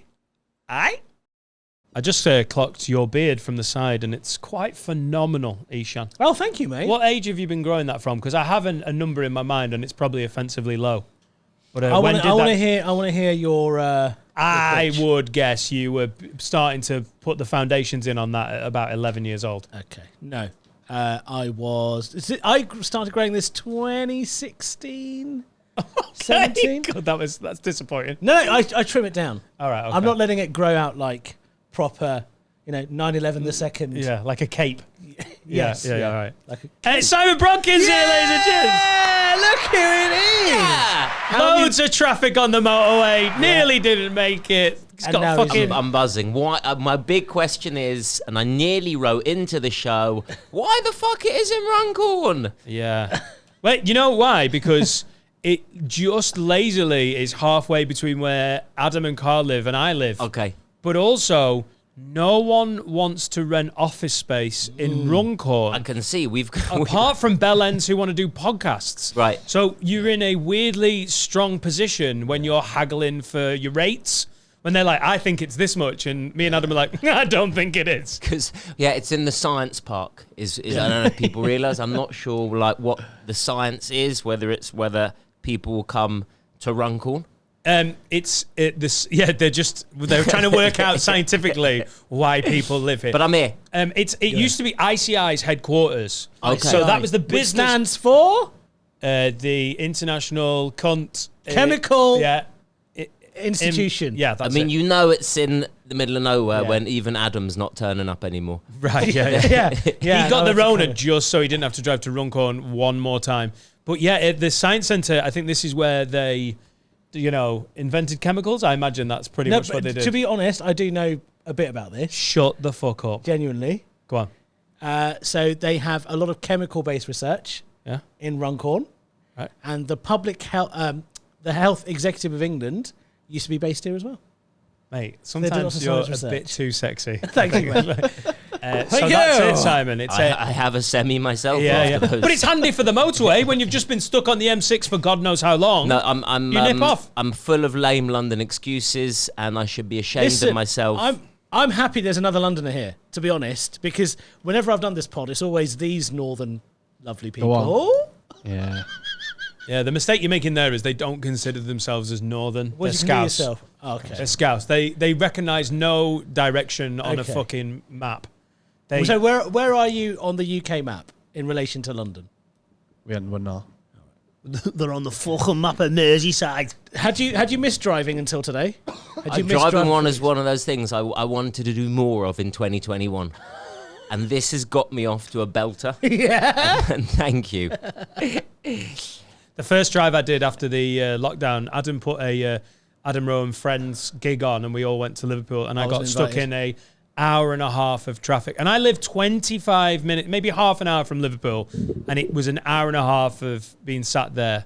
And instantly you just get that feeling of like, oh, maybe there should be more lockdowns. Over the weekend, I went from Lancaster to Nottingham, and on the A50 at Stoke, there was a 1.5 hour traffic jam, and we passed the incident, and it was a car. It was just a carcass of Fuck a off. car. A car. Ashen. What? No, it's just mad, isn't it? Just no. It was just one car completely blown up. But normally it's just the bonnet that's blown up. Right. This was the whole thing. It looked like a A car. terrorist incident. Yeah, it looked like a car in Kabul. And you were there. And I drove past. That's where your head went. Yeah. I mean, it's where mine went, but I didn't say Simon, it. one thing that happens a lot is they accuse me a lot of terrorism. No, that's not true. That's Wow. the first time. Also, it's a shit terrorist site. Where did you blow up? Junction 15 of the M6. On the A50. I caused over 2 hours of annoyance. We have traffic jams all over the northern sections of England, and our victory! There you go. Fuck you, East Midlands. Next derby! So welcome. Thanks very much for coming on. In a My moment pleasure. of I heard need, if there is Simon. one podcast where you come with two other similar-age men and chat about traffic. Someone's This- you're ringing. Yeah, we've done some that good me? motorway stuff so far. Oh, We're mate. charging your phone and ring. And you ring. And Summers, This it is says. okay. So basically, what's going on here is I was having a shocker in the car. As you know, I came in covered in rice because I had to eat Yeah. on the way, and I'm not even good at doing that Rice when I'm to out the eat, car. Basmati or It wasn't. It was Jasmine. Basmati. I've taken a piss in the car, No. and not in Have you? not like in the footwell, but I've used Bottle? a bottle. A bottle. And Oh, Simon. my car it wasn't a nice vehicle to be in for large parts, and the phone was running out of battery, hence me giving it to you, and I've let the team down by not putting it on silent. Don't worry, mate. just It's- don't piss in the studio. You're out. You're off the. Well, I have got Really? another Did you bottle. whiz in a bottle? Yeah. Did you throw it out the window? There's been quite a few tour managers who have departed mid-tour once they realise that pissing in a bottle is pretty standard. You're giving me look. I thought we were going to. No, I've done it. I I've thought done we were it. going to bond over this. No, Instead, I've done it. Dan's I've done thrown it. me I've to done the. I've done it. You've not done the it. looks. Listen, I'm just telling you how this is going to work. You're not going to say it, and then we're all like, "Oh, sympathies." I need to know how. I need to know I what am size of pissing bottle. in a bottle. I'm gonna piss it the right way. That's what you sing when you're doing it. Is it? You've got your piss song. You know, sometimes I like that. Does that just help you flow? Because other people are like, looking look, at you in the traffic jam. there's the Evian, right? Yes. And that is the international standard. What's that? 2 centimeters, maybe 2.5 centimeters. But we then there's not- some bottles with a slightly girthier The sport top. ones. The sport Yeah, the ones. sport ones. Now, are we pissing into a smaller one? Well, I don't know. Girth-wise, I've never struggled with any bottle because, I mean, we're talking about a tapering off of the end of the bell end, are we not? Is that what you've? That's what I'm Is Jewish, yours- so I'm going to throw Oh yes, we're tapering So for I the might same be reason. dealing with a different set of equipment to you guys, but of course, Yeah, we're tapered. brother. No, so Stan. I'm tapered. Are you tapered? Yeah, but not Why? for religious. Why do you get Reason. It's tapered? that aesthetics. You're like, I Did you want, ever get- I want did you a new look. My parents were like, "This You had a kid gammy needs a, more tidier looking dick." I couldn't say it because it was so appalling. Because I had the mental imagery of my mum and dad stood around a car going, "Really need to sharpen up this guy's dick." No, but my dad got an infection in his foreskin. Is it a public episode? It is. Hi, Dad. He got an infection in his foreskin because he had Did he wanna too use- much foreskin. He had one of those like. You know, like Essex, What do you like say? an anteater. Yeah. Is that what he told you it was? And he got It's some- an anteater on your feet, son. He got some. the- Mummy, why are you putting my dick in a bow? Just because it's better for hygiene and drafts. He got an infection in his foreskin. Apparently, the So nightingales. why did you have to suffer for it? Why did they chop your? It's like, Why did they taper your dick? I mean, It wasn't literally. the same time. My father had a dodgy kidney, so I had mine removed. This is really hurting. Get a doctor to see him. Yeah. Why do they take yours off? Son, So this it- is a rite of passage. This is how you know you're a nightingale. So he was 19 and a bit of a, I would Was he- imagine. was he your dad Hang on. then? He was 19. No, he was 19 when he got his dick, like when he got the snip. Yeah. Not the, Okay. yeah, the snip. He got a Okay, but he wasn't your dad at that point. circumcision. No, he was 11 years pre being married. Okay, right. Fine. Okay, and he got an infection just through whatever, too much foreskin. Yeah. The anteater. Got an ant So stuck just in how there. large was his foreskin? I mean, are we like, it was talking... honestly epic. Is a photo like an of it awning. up in the Runcorn Science Like Centre? an awning on we holiday. used it as a we used it as a We're tent having dinner under for family holidays for the next 10 years. We Was went your, to the dad lake. was your dad a Viz cartoon character? I'm from the north. They all are. Get that up! We're going to Coniston! It's Dad, I want a proper tent! Never mind that! We'll It- use the family heirloom! Nightingale's pop and his enormous tent of cock. Get it pegged down! If there's a breeze, you'll be in that lake! Oh Does he my end up god. saving pole, people pull out. from this? We invented paragliding with my dad. With my dad's ball bag. Your father My sister- has single-handedly rescued thousands of immigrants from the English Channel. That's what I Get came- on board, That's lads! how my parents came to this country on your dad's I won't let foreskin. my son have the same blessing/burden. We will chop it off before he knows. HMS Nightingale. Oh my days. So he had an infection. But he was 19. So I think it was at the, I mean, I don't know where you were at 19, but I was a horny little devil. To be honest, at 40, it's still pretty impressive, even in these fucking sweltering conditions. But I think he was, it was a poor time in his life to be told that he was having an operation on his dick and couldn't use it for 3 months as the stitches healed. Now, I have been impressed with myself if I can go 3 days without interfering with myself, just as a form of natural release. God knows what that was like at 19. So he saw the potential in your foreskin that he had in yours. It's, son, at that age and that size, you are heading for tentdom. And I will not let you go through this. Norma, come and look at this! Was I as big? Yeah. I've seen this problem before! Did they use your dad's foreskin like an opening parade for like the Euro 2020? Holding a massive this is ethically. He's had that on the back burner for about haven't. a minute and a half. He's like, Champions League ball in the middle. all these kids just fanning your dad's foreskin. The champion! I mean, advertising-wise, he could have made quite a bit. Fucking dickhead. Sold some space on the end of his dick. I mean, that's quite a thing, isn't it? And you could have stood by the side of the motorway if you didn't have on it. Put your ad here. Grow your own strawberries. Radiator outlet.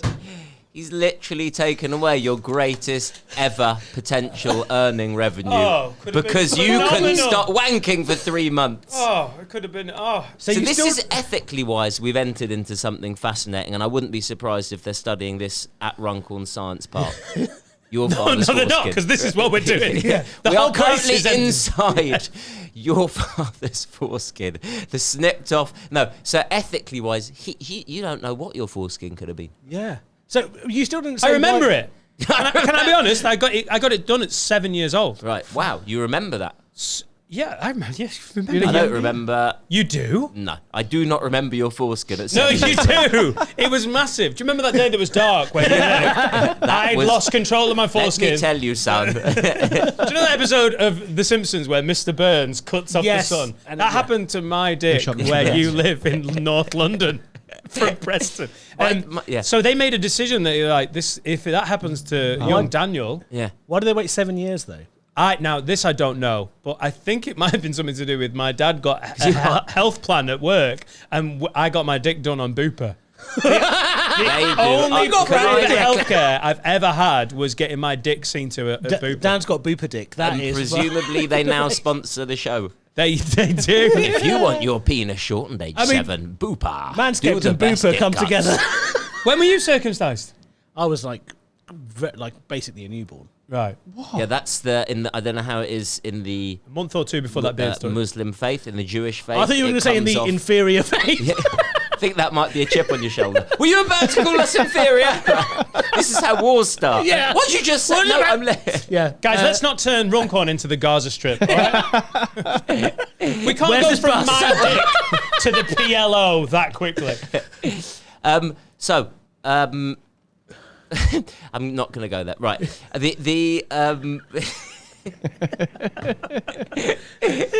So yeah, is it the same? You get.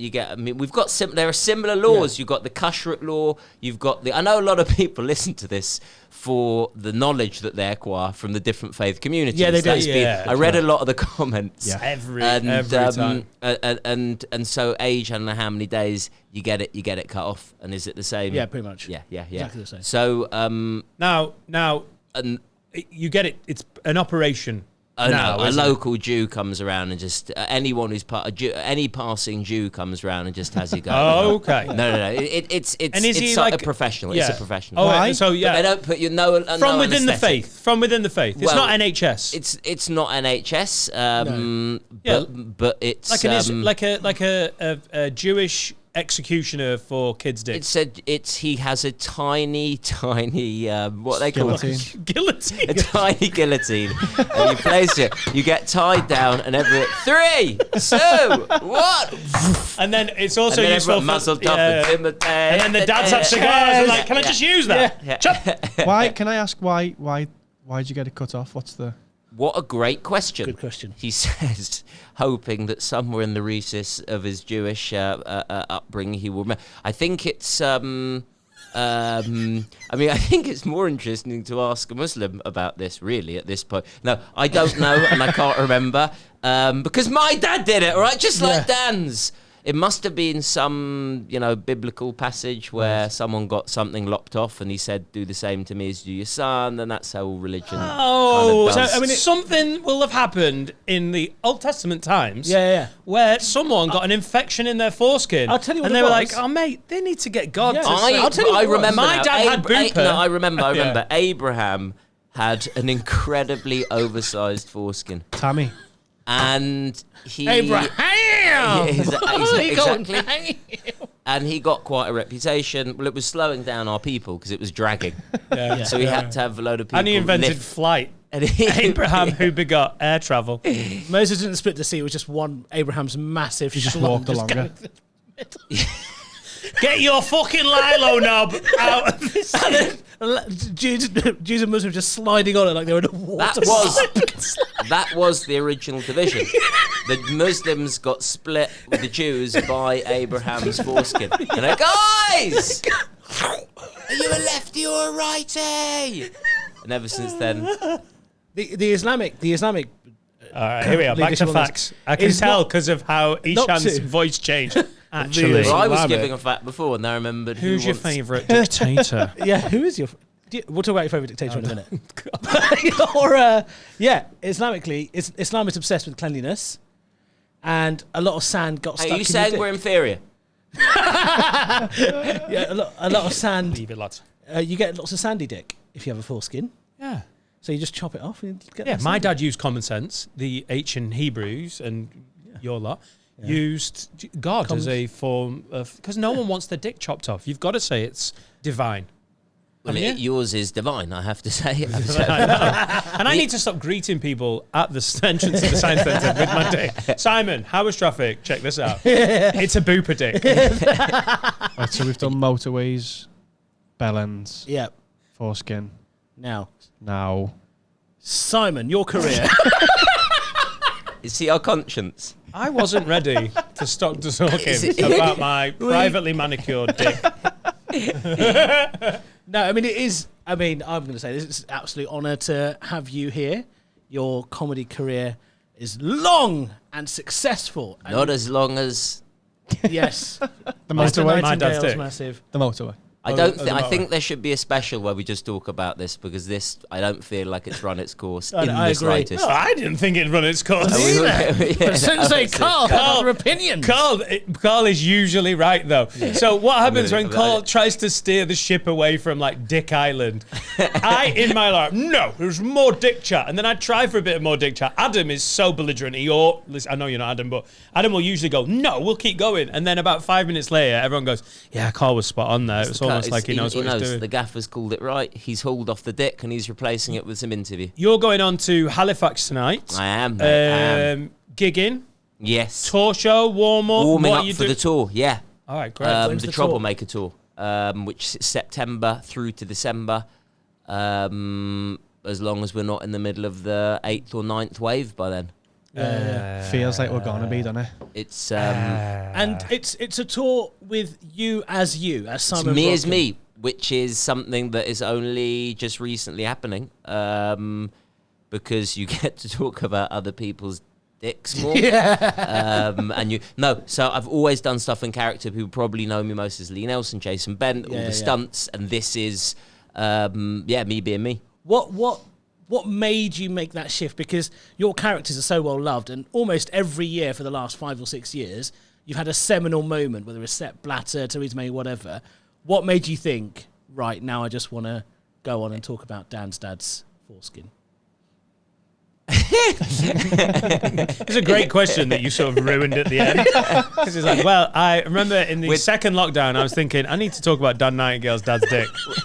We're gonna prove Lee Carl- Nelson is just going to ruin that for We're you. going to prove Carl wrong, okay? We can carry on the dick stuff. And we're going to put it at the end of every question and every answer. And we'll get... Dan, is your father still on this planet?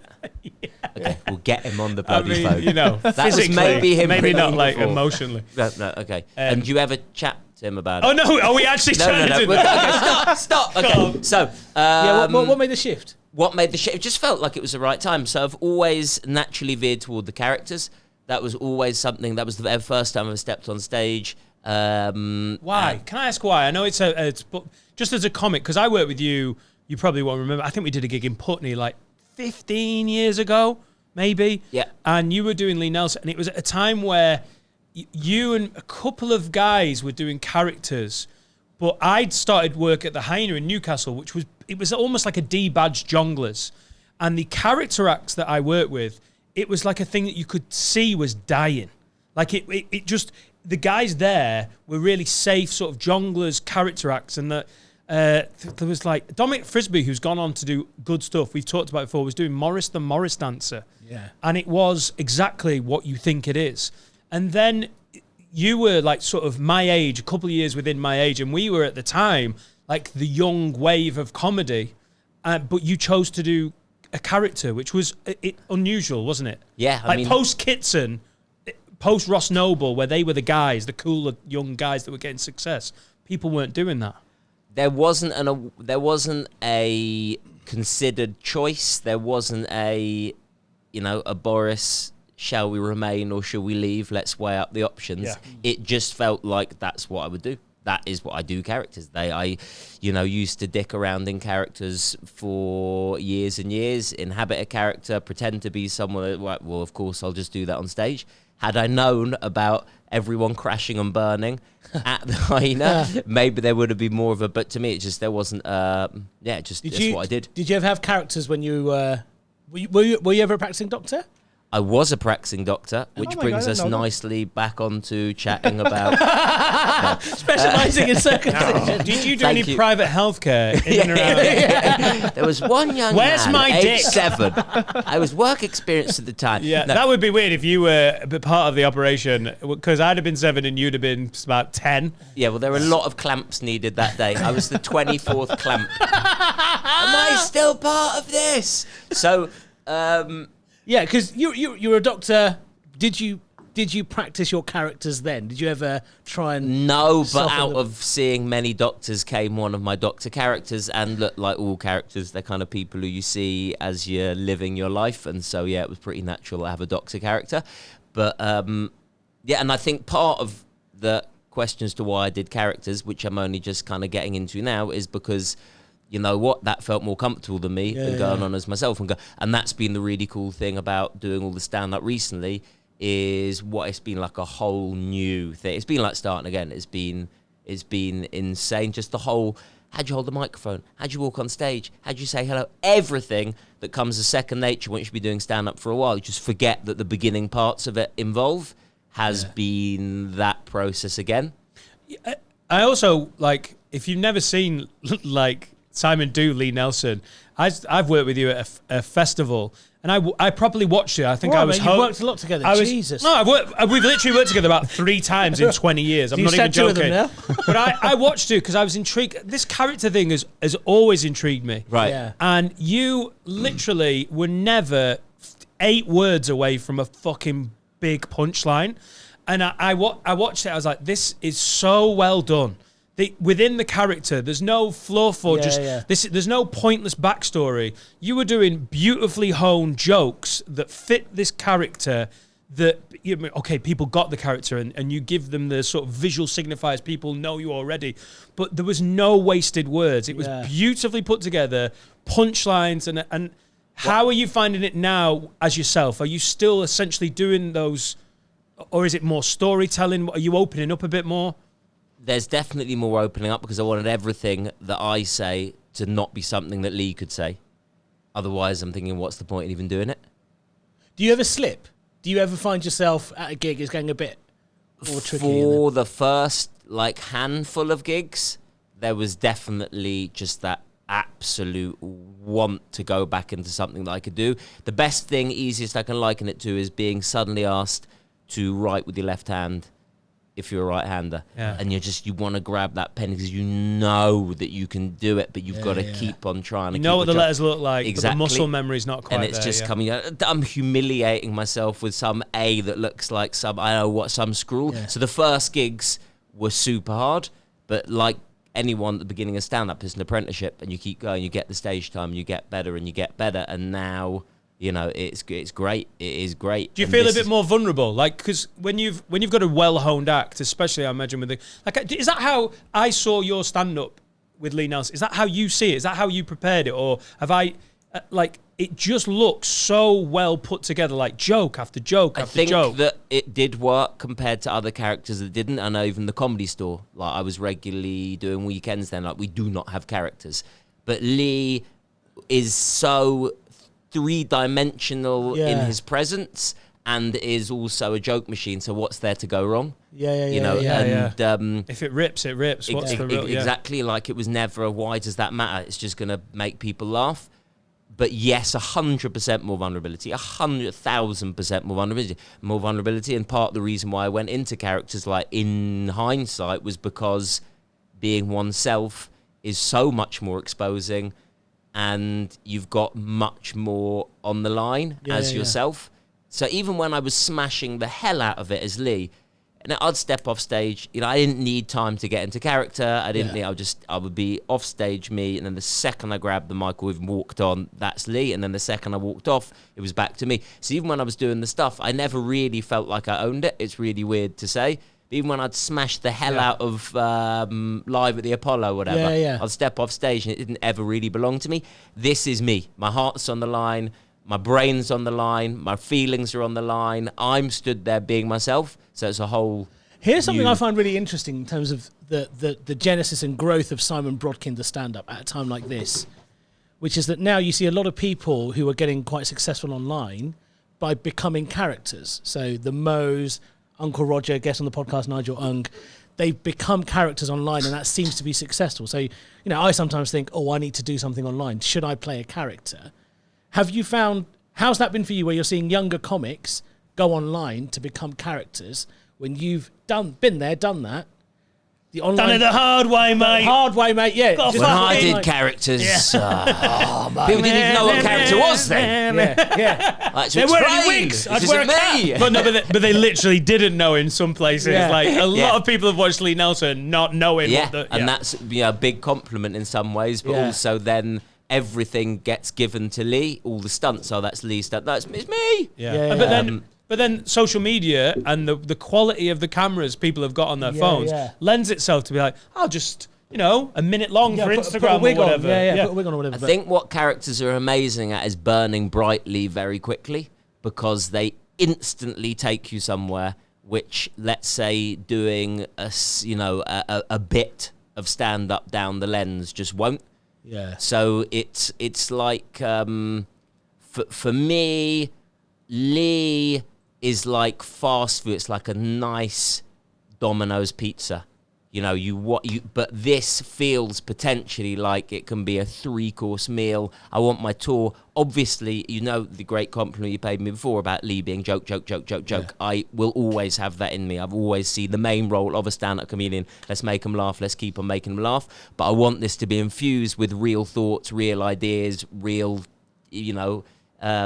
challenging ideas. I want to be opinions, which is a whole new world for me, which is exciting. It's exciting, genuinely. So where can we, just because we always do if you want to see Simon, but just at this point, that has made me want to see this. Yeah. Where can we get tickets? So the Troublemaker Tour is available from simonbrodkin.com, or go to my socials, Simon Brodkin, on all the Insta and Facebook and yada yada. Selling really well. Just added a few extra dates. Come is what I would say. That sounds really good. We will do, presumably, your dad is going to play some role now. Of course, the restrictions might come in. So we're hoping that if the restrictions come in, God forbid, but my dad has offered his dick as a sort of awning for outdoor events. Outdoor events, yeah. So lovely. if anyone owns a field or acreage. Simon, what was your favourite? Carl, let me finish my dad's dick banter. It's finished. Right. What was your favourite of the stunts you've ever done? That's what I want to know. Yeah, the pranks. What's your favourite one that you've enjoyed the most? Hey, just to say, he's been asked that question before. I know. And he's never answered questions about my dad's dick. So I want to know. Is it the Theresa May one, the Blatter one? You did one at Goodison with Everton fans? Yeah, they're like my children. I love all of them. They've got you a criminal record. All of Which them one are have you got proudest special memories in different police cells around the world. Well, the Sepp one's probably my most famous one. Where I threw money over Sepp Blatter. And that, obviously was a funny situation. I was dragged straight out the room. And Sepp was that Sepp when he had the plaster on his face? Was it quite at that point of his downfall? No, I got him to that bit. My God. Thank you so much. I love it. You saved football. I know we literally talked about Russia and China, but motherfucker, that guy, the modern dodgiest cunt going. Like if he'd have been born 500 years before, so many peasants would have died at his hand. Instead, they're dying in Qatar right now. I meant white peasants. And not throwing my laughter into that bit. You just can't laugh at the end of that SimonBrodkin.com is sentence. very separate from this banter. Yeah. Just to say at this moment, so we were both outside the room at the same time because I was booted out and he abandoned the press conference because like there were notes all over the floor and presumably And he knew he couldn't resist. He's like, take me away from this lads in a fight. Take me out. They're of like this. tits everywhere. Walk away, Seb. It's not worth it. Yeah. Well, it fucking is. Come on, Sep, you got more. So we're stood outside and like two naughty school children who have both been sent out. Like one of them, for throwing something in class and the other one for fraud, bribery and money laundering. And guess which child went to prison? What a lovely private school situation.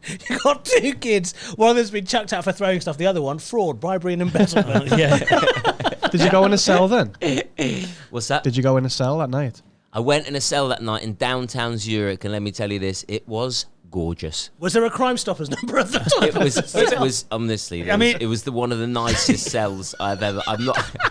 Really? Wake up to a lovely ham and cheese croissant. Honestly, the breakfast alone was worth the criminal record. The Liverpool one wasn't the best. I'm gonna. Manchester City one. Yeah, that was at Goodison Park. It was. Yeah, we're both I might boys. bring out a little guide to Europe's top prison cells. Yeah, you should. In Zurich, did they cover the food in case anyone jizzed on them? In case anyone. It's a callback to the first section. We had a conversation about how when I spent a night in a jail cell, they covered the water with this aluminium foil film, and he said it's to stop people jizzing in the food. Yeah. But you said the food in Zurich was lovely, so was it? But you're doing cool, but I wasn't there for that. No, you don't need to be. You don't need to be. Yeah. It's fine. Jizz on his mind, let's be honest. Wait, what cell did you go to in Liverpool? Do you know where you went? No, actually, they tend not to tell you. So as you get out the Driver, welcome. driver. Yeah. Where are we heading, sir? I just want to check on TripAdvisor where I'll be staying. What's the food like? So I don't know. In all honesty, I don't. I think it was in the heart of Liverpool. Probably like Annie Road or something. Probably around Anfield. Yeah. There's a prison, but Abbey they Road. let me out. Annie Road. Oh, I'm sure the Beatles have written a song about it. Probably. yeah. They let me out. They were right bastards. They let me out the minute all the last buses, trains, coaches had finished back to London. Went, there you go. Out you go, lad. Just pitch black. But it wasn't like you pouring weren't with like rain. aggressive. Didn't you just warm up? Yeah, what happened? Yeah. Why are they being like that if you're not doing anything like?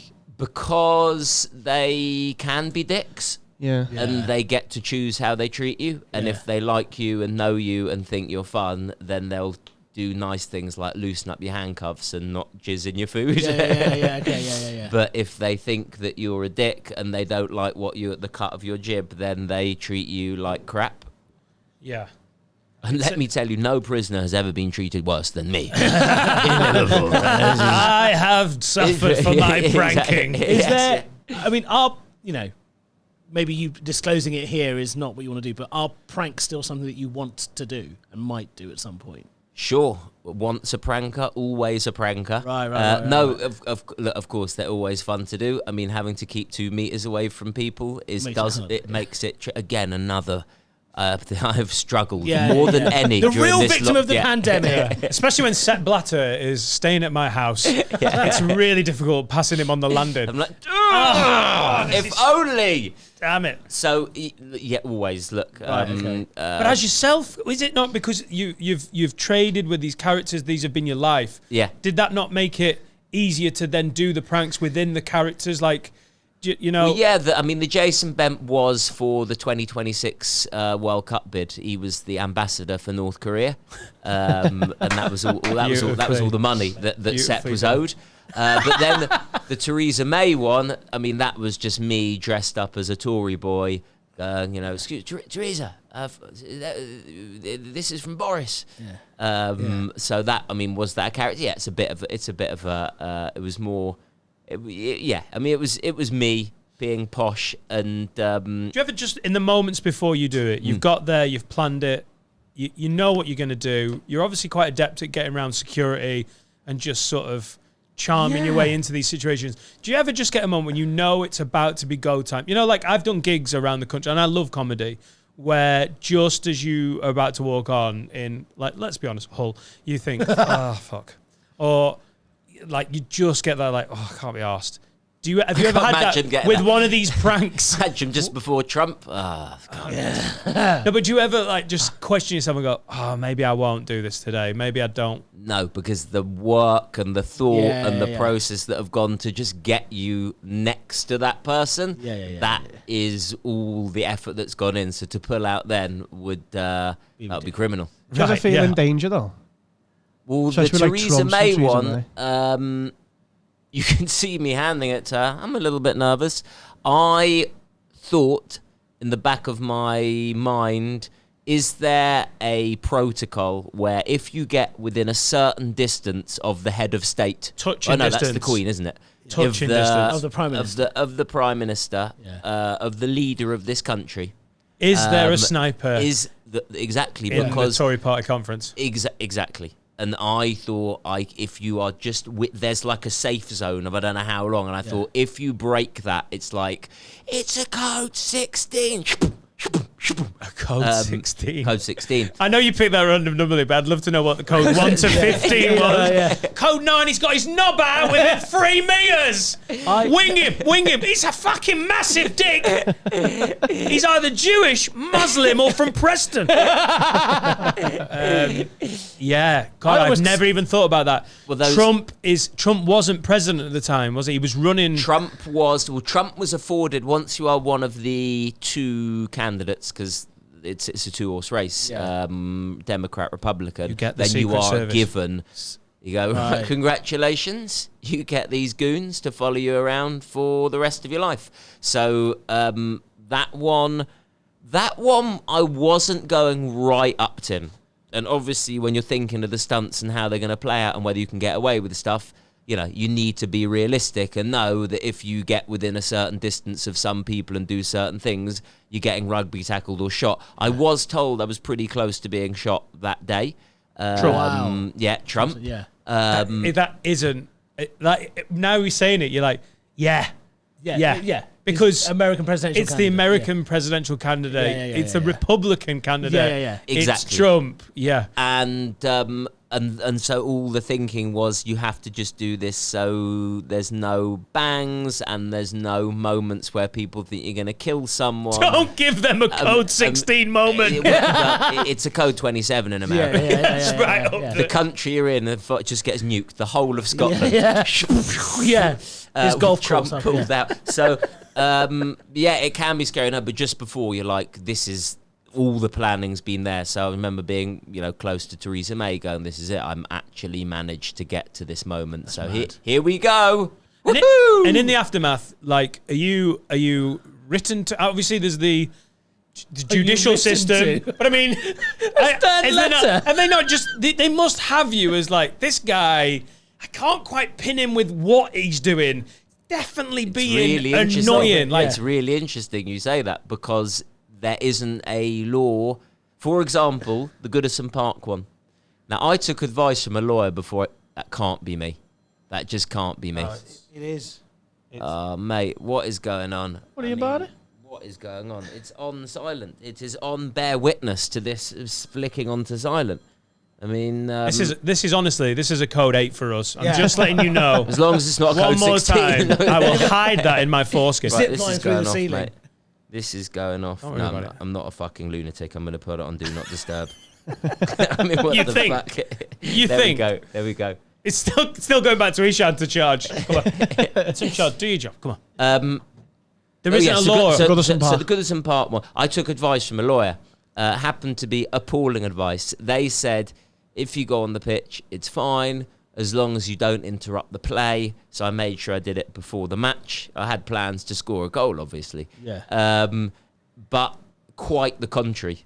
There is a very, very specific law to stop people going on the pitch, which is a reaction to the hooliganism in the 80s. Yeah. And so the amount that you can get and the crime committed by crossing...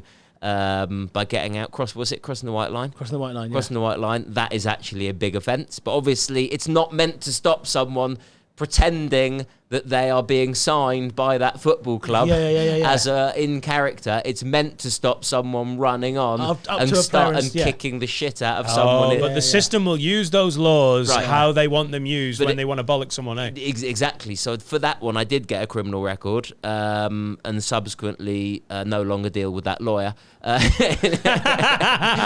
That's Florida fucked. Thanks, mate. So, but it's what do you do? There's this guy, he's coming on, he's throwing money, but what is he doing? He's not hurting anyone. But trespass is the big one. Because trespass, if you're not meant to be somewhere and they know you're not meant to be there, they can sting you with that. Of course. Right. Yeah. Wow. I almost got shot by Sadiq Khan's security detail. What? Oh, we've all been done that. I mean, who hasn't? I almost got shot by Sadiq Khan's security detail. Right. Nice. I was hosting a wedding, an Indian wedding. What? It was a hotelier in Northampton, his daughter's wedding. I mean, they spent so much money on this. You were hosting his daughter's wedding? Yeah. Right. So she had, over 5 days, she had 7 Were you different doing themes. a really shit job? No. Take him down. They had this 2,000 person tent. And it changed themes 7 times. Anyone? Right. Anyway, so Sadiq Khan on the final day is one of the guests, right? I'll do my hosting, whatever.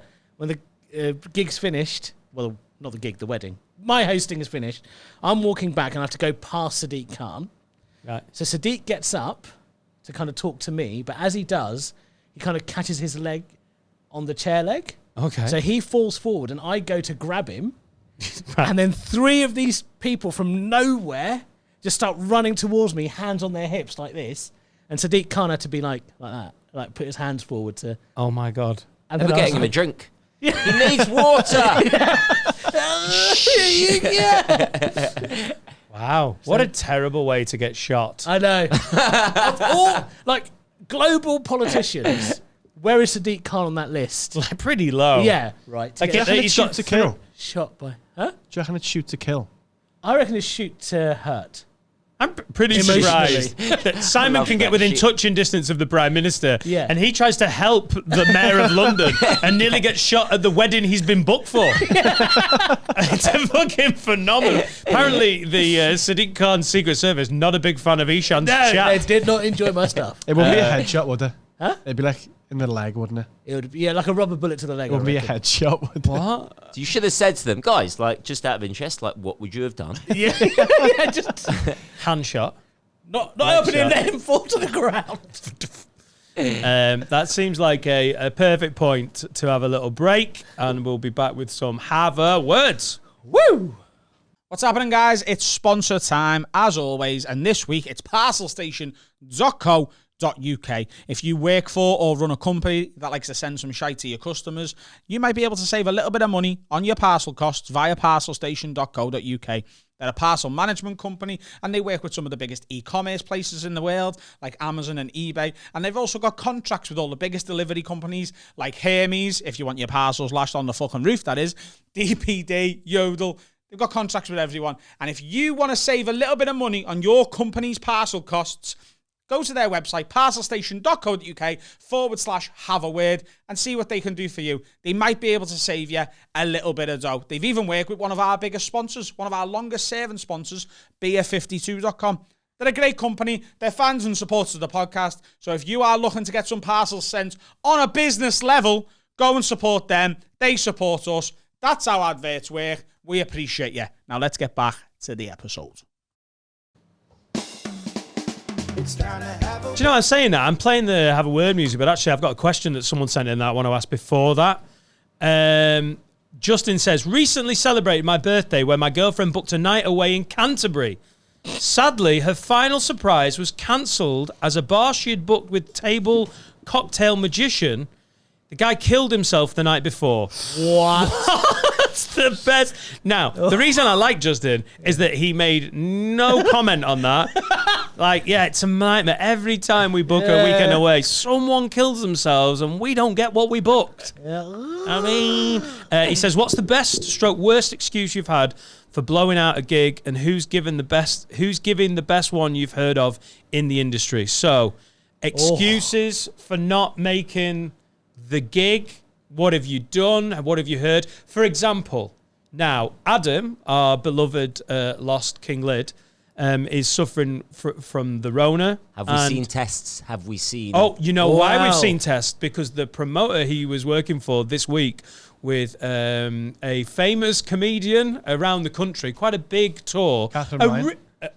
A risky booking, considering we're in the middle of the biggest spike going, was annoyed, to say the least, and basically asked for the proof, which I just...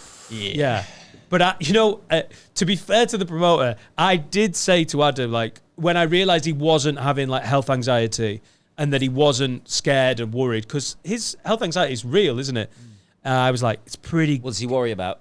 No, he does have a lot of worry and health anxiety. Yeah. Okay. And I was like, to be fair, great time to test positive for the Rona. Yeah. About an hour before you set off for Norwich. Yeah. Like, if you are going to get COVID-19, an hour before you have to drive Liverpool to Norwich in a heat wave is not the worst time. But yeah.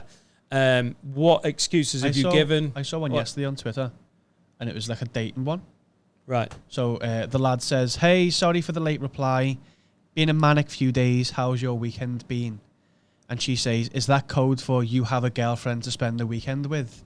And he says, "No, it's code for my nan had a stroke." I mean, if that guy has just got a girlfriend and he couldn't get away to have his affair, he's a fucking ninja in terms That of is like... impressive that was work. good. Yeah. That was good. I mean, I wonder what percentage of excuses are real. I mean, I've been in a lot of meetings, and most of them have been me in the toilet as to why I can't speak on the phone. Right. Or, I mean, I'm wondering what sort of percentage do we think are lie versus truth of the reason why people say they can't do So it. you in a meeting, you can't make the meeting because you're having a shit. Is that what you're saying? Yeah. Or, Right. or... Have you ever had a phone call that's too important to put down and then you're like... Oh yeah, I've had loads of shit. I've used the mute button mid shit to be like, Oh, of course. this has to happen. And then you're like, there's a level of human response that they need. So you have to sort of hold everything, unmute and go, "Oh, that's interesting, go ahead." Yeah. I have to mute at the cleanup because I use a bum gun. So I have to. Yes. Thank you. I get a shower because I haven't got a bum gun, but yeah. A bum gun. So Got a bum gun. Yeah. So nice to have some Southerners on the podcast, isn't it? Do you have bum guns in Runcorn? Do you just have working class people I'm to new splash to you? the bum gun thing. A bidet. It's Bidet. it's I like a thought we little were on the tap. Sadiq Khan story still. No, it's like a tap on the side of the toilet. You just pick it up and spray your It bum. washes your bum. Oh, What so is your bum? you don't wipe, I don't wipe. wash. Because wiping is for freaks. Yes, wiping. Thank you very much. But presumably, when you're out and about and you don't have your B-day with you, I only because you're shit at trying... home. what It's happens? very, very, very rare that I have Same. shit in public. I have to get Yeah. a shower after I have a poo. He has like a little spray bottle, for like naughty dogs. where Mate, you spray know out. the Evian that I piss in? Pour that out, fill it up with some water. What was your uncle? You're a sexy man. We're just clean men, Ishan. That's all. We're just clean men. Yeah, we are. Our assholes are always ready. Yeah. Or whatever. But if you're a guest at Ishan's house, don't wash your mouth out with the weird tap. That's all I'm saying. Oh, this is handy. It gets right in there. No, I don't stick the tap in me. There's a bit of distance. I was just being silly. Okay. Don't get all anally defensive. Wow, okay. And you're probably, environmentally speaking, ahead of the game here. Yeah, because you don't use paper. You're not using paper, absolutely. Although you're wasting a lot of water. Water, yeah. And you're having a B-day put I in. did think... That's quite a lot of work. I did think that... You should... what you should do, there should be like a flush on the toilet. There is in Japan. That's why I've done it. Comes the out. Japanese, when it comes to toilets, That's why the it's changed the world. Japanese are ahead of the game. They don't Fair fuck about. fucking They've play. done it again. Yeah. First it was heated, then the bidet, which is part of the flushing system. Yeah. What will be next? I'm guessing edamame in the rim. Mine used to make noises, so you couldn't hear you doing the toilet. Like, what kind of noise? It's like, give me a hi. Just like environmental noises, like But yeah, Environmental noises. like a washing, like shh. that would be bad. Sorry, do that again. You know what I mean? Like no, just like Japanese noises. Like, Japanese noise is like, everybody was watching me. the toilet sounded horrified. Like, no, it was just like environment noises, like just like white environment. noise. Oh, as in like birds chirping. Yeah. And it'd heat your bum and it'd clean it and dry it. And An asthmatic That's Japanese bad men being for horrible. pretending you're in a meeting, which is the in mute. Is it? I'm like, yes. Are you outside? I was just making white noise, you know what I mean? White noise! Whatever you want to. Is that to stop other people in the house? It was called privacy setting, so it was like Privacy I setting. mean, when you press that button, you know they're having a poo, but like So, okay. There's a different Carl, sentence. so you Carl can wants some hear- privacy. He's gone to a rainforest to have a shit. yeah, But presumably everyone in the house knew because it was the but white noise but of you taking can a hear shit the, sound. the plop. Like Yeah. I mean, What noise would you want to be your soundtrack for when you shit? That's the The question. German isn't it? national anthem. Deutschland, Deutschland, alles. That's amazing.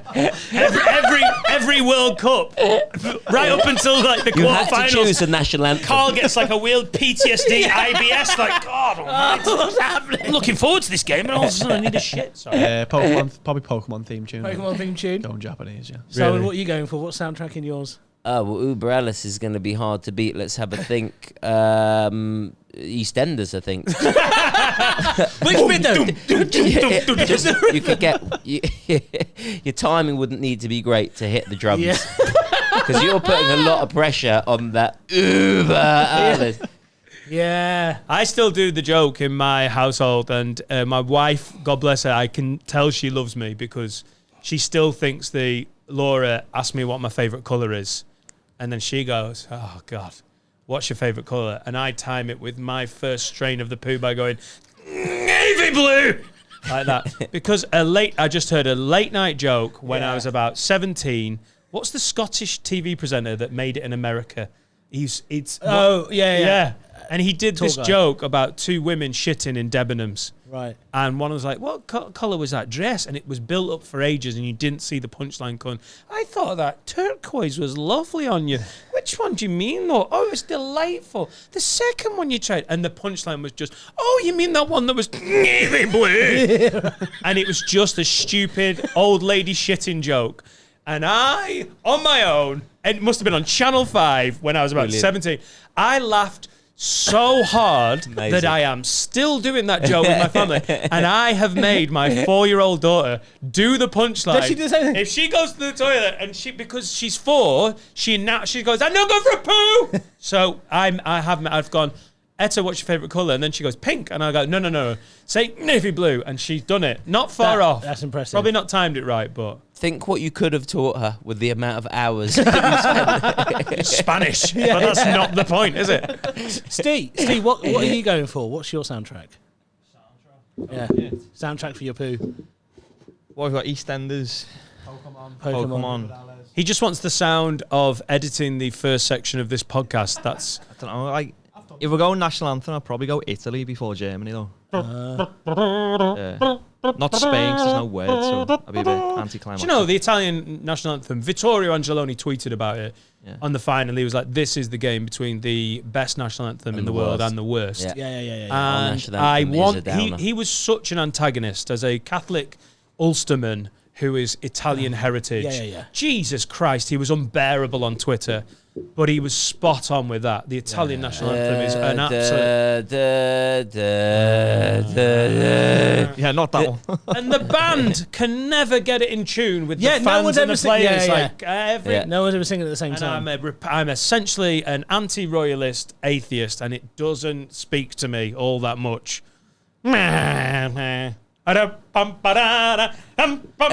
Or just some Japanese environmental toilet sounds would get you. And everyone would do actions in the. No, do you remember when phones got like a little bit more advanced about 3 or 4 years after they got, and then you could record your own text message sound? Yeah. It would be amazing if when you got your Japanese toilet, you could record it like on record settings when you weren't having a shit and just record it and be like, wow, that's a fucking massive shit, lad. So that Quite countable enough. That was so every time you went for a shit, the Japanese toilet went, what? Lad, that's fucking massive. I'm gonna struggle to get rid of that, lad. Jesus Christ, mate. I'd do the lorry reversing sound. and then Steve Shanyaski's and you dump pal. Reversing a transit van punchline. Fuck me, What was boys. the question? I don't care. Worst excuse. The worst excuse. Mine's not an excuse. So basically, the first time I did any tour support for Hal Cruttenden, it was down in Devon, and I got stuck in traffic. Not too dissimilar to you. It was awful. Took about 7 hours to get there. So Hal had to open his own show. I did a middle 20, and then he came back and died for another 40. Oh God. And then he. Oh my God. He said this story at this thing I was filming with him, and Sarah Millican and Jason Manford both said, if you were late to ours, we'd tell you to turn back immediately. Oh really? Yeah, they said we would tell you to turn back immediately. We'd pay you, maybe, but... I suppose as a support, that is... Yeah. I mean, I'm a late person. So, it does feel a little bit like crying wolf today when I turn up and go, please! Yeah, on a But podcast I where you know- were late, you shouldn't be candid enough to be like, but this is I'm the a late thing. person. I feel like when I'm giving an excuse, I'm hearing myself and going, I bet you this person's thinking I'm lying. Yeah. And Yeah. then you start saying too much. And so Oh, yeah. the other day... I Don't was add ru- any more layers to that because then it's just Inception. You don't need that. So the other day there were... you probably won't remember because you don't live there, but you might remember the massive... the deluge of rain in London. Right? So I was... I just about got to this little festival in time last year, right? Because that's what I do. Yep. And this year I was getting there just about in time, right? And all set to leave. And then the huge deluge and my parents' house in London nearly flooded. But you try telling that to the guy who you nearly missed his show for last year. Yeah. My parents, there was rain and my parents' house nearly flooded and I had to And it's sunny and where help. he is. And I'm just hearing him thinking, he's lying, mate. He's lying. Yeah. All of these stories of lateness, usually it's Why the fuck you it's gigs in lying? Devon and it's Why you gigs always in Norwich lying? but actually this is a sneaky underestimated gig you can be very late for. The gig where mentally you just think it's round the corner. Right, yeah. Because when it's Devon, there's so much opportunity for you to get stuck in traffic. Yeah. When it's 45 minutes an hour away, you sort of give it the respect it deserves by going, yeah, that's 45 minutes an hour away, I need to set off. Yeah. When it's a gig where you live, you're like, I know it's stage time of 8 o'clock, and I know it's like 7 minutes to 8, but it's just round the corner, and that's not how it works. Yeah. So I've been late for gigs where I have literally no reason to be late for, like gigs where I can walk from door to door, and I'm still like, sorry about that, guys, I don't know where the time went. So yeah, they're sneaky annoying. Do you like being at gigs early? Because a lot of comics love it, and I want to turn. My ideal would be get out the car, close the door, walk in on that. But people love soaking up the vibes. Danny Mac's like that, and I can't do it. He will never drive me to a gig. We live round the corner from each other, and he was like, "Oh mate, I'll be there at 22. I'll be there at 10:02." And we got there 2 minutes before his stage time. 15 before mine, and it gave me bad anxiety. Really, I like half an hour. Yeah, just half an hour. Sensible. I don't feel like I'm robbing myself of any half day. an hour is probably the same for me. Probably not enough, but it makes you look semi-sensible. Yeah. I don't want to be the cunt who's walking straight in because it will go wrong. That half an hour gives you such a lot of wiggle room, like for most bits of traffic and whatnot. It's I mean that's I don't have tour support in my new tour because I know I can't miss the start of my show. Because I am the show. Right, yeah. But is that not tempting to be like, listen, if I'm not there, it's not starting? Actually, I've just realised a really dick logic because I should have no, because they would get there on time. They would start, cover your back. And but I went to see Simon Brodkin live. The support I did an hour and 40 minutes. And then apologised for Simon. And we all went home. Jason Manford in Blackburn. Sorry, mate. God, I was going to say Simon's new character is a big, tall Asian guy with a beard. Really good. He's really changed the game. Jason Manford had to buy everyone at the theatre in Blackburn a drink. Oh, yeah. Jimmy Carr did something. He managed to get him so... Like, Jason Manford is one of the best eggs in comedy. And like, I'm sort of not surprised that he said that about tour supports to Hal Cruttenden about if they're late, they need to go home. Because they're experienced and whatever. And Sarah Millican, as friendly as she is, doesn't fuck about. You know, but also Jason's a sound guy, so knew he'd inconvenience the crowd, was going to be 45, 50 minutes late, and bought everyone at the theatre around, and it cost him like 12 grand or something phenomenal. You've got Jason Manford money, you can do that, can't you? No, I don't think so. I don't think. I would have I done think 12 grand is, you're going to notice it, innit? When the accountant's like, there seems to be a 12 grand drinks tab in Blackburn. on my budget. I would have been like, Simon. So, ding ding ding. Simon is running about 20 minutes late. Can 8 people grab a drink?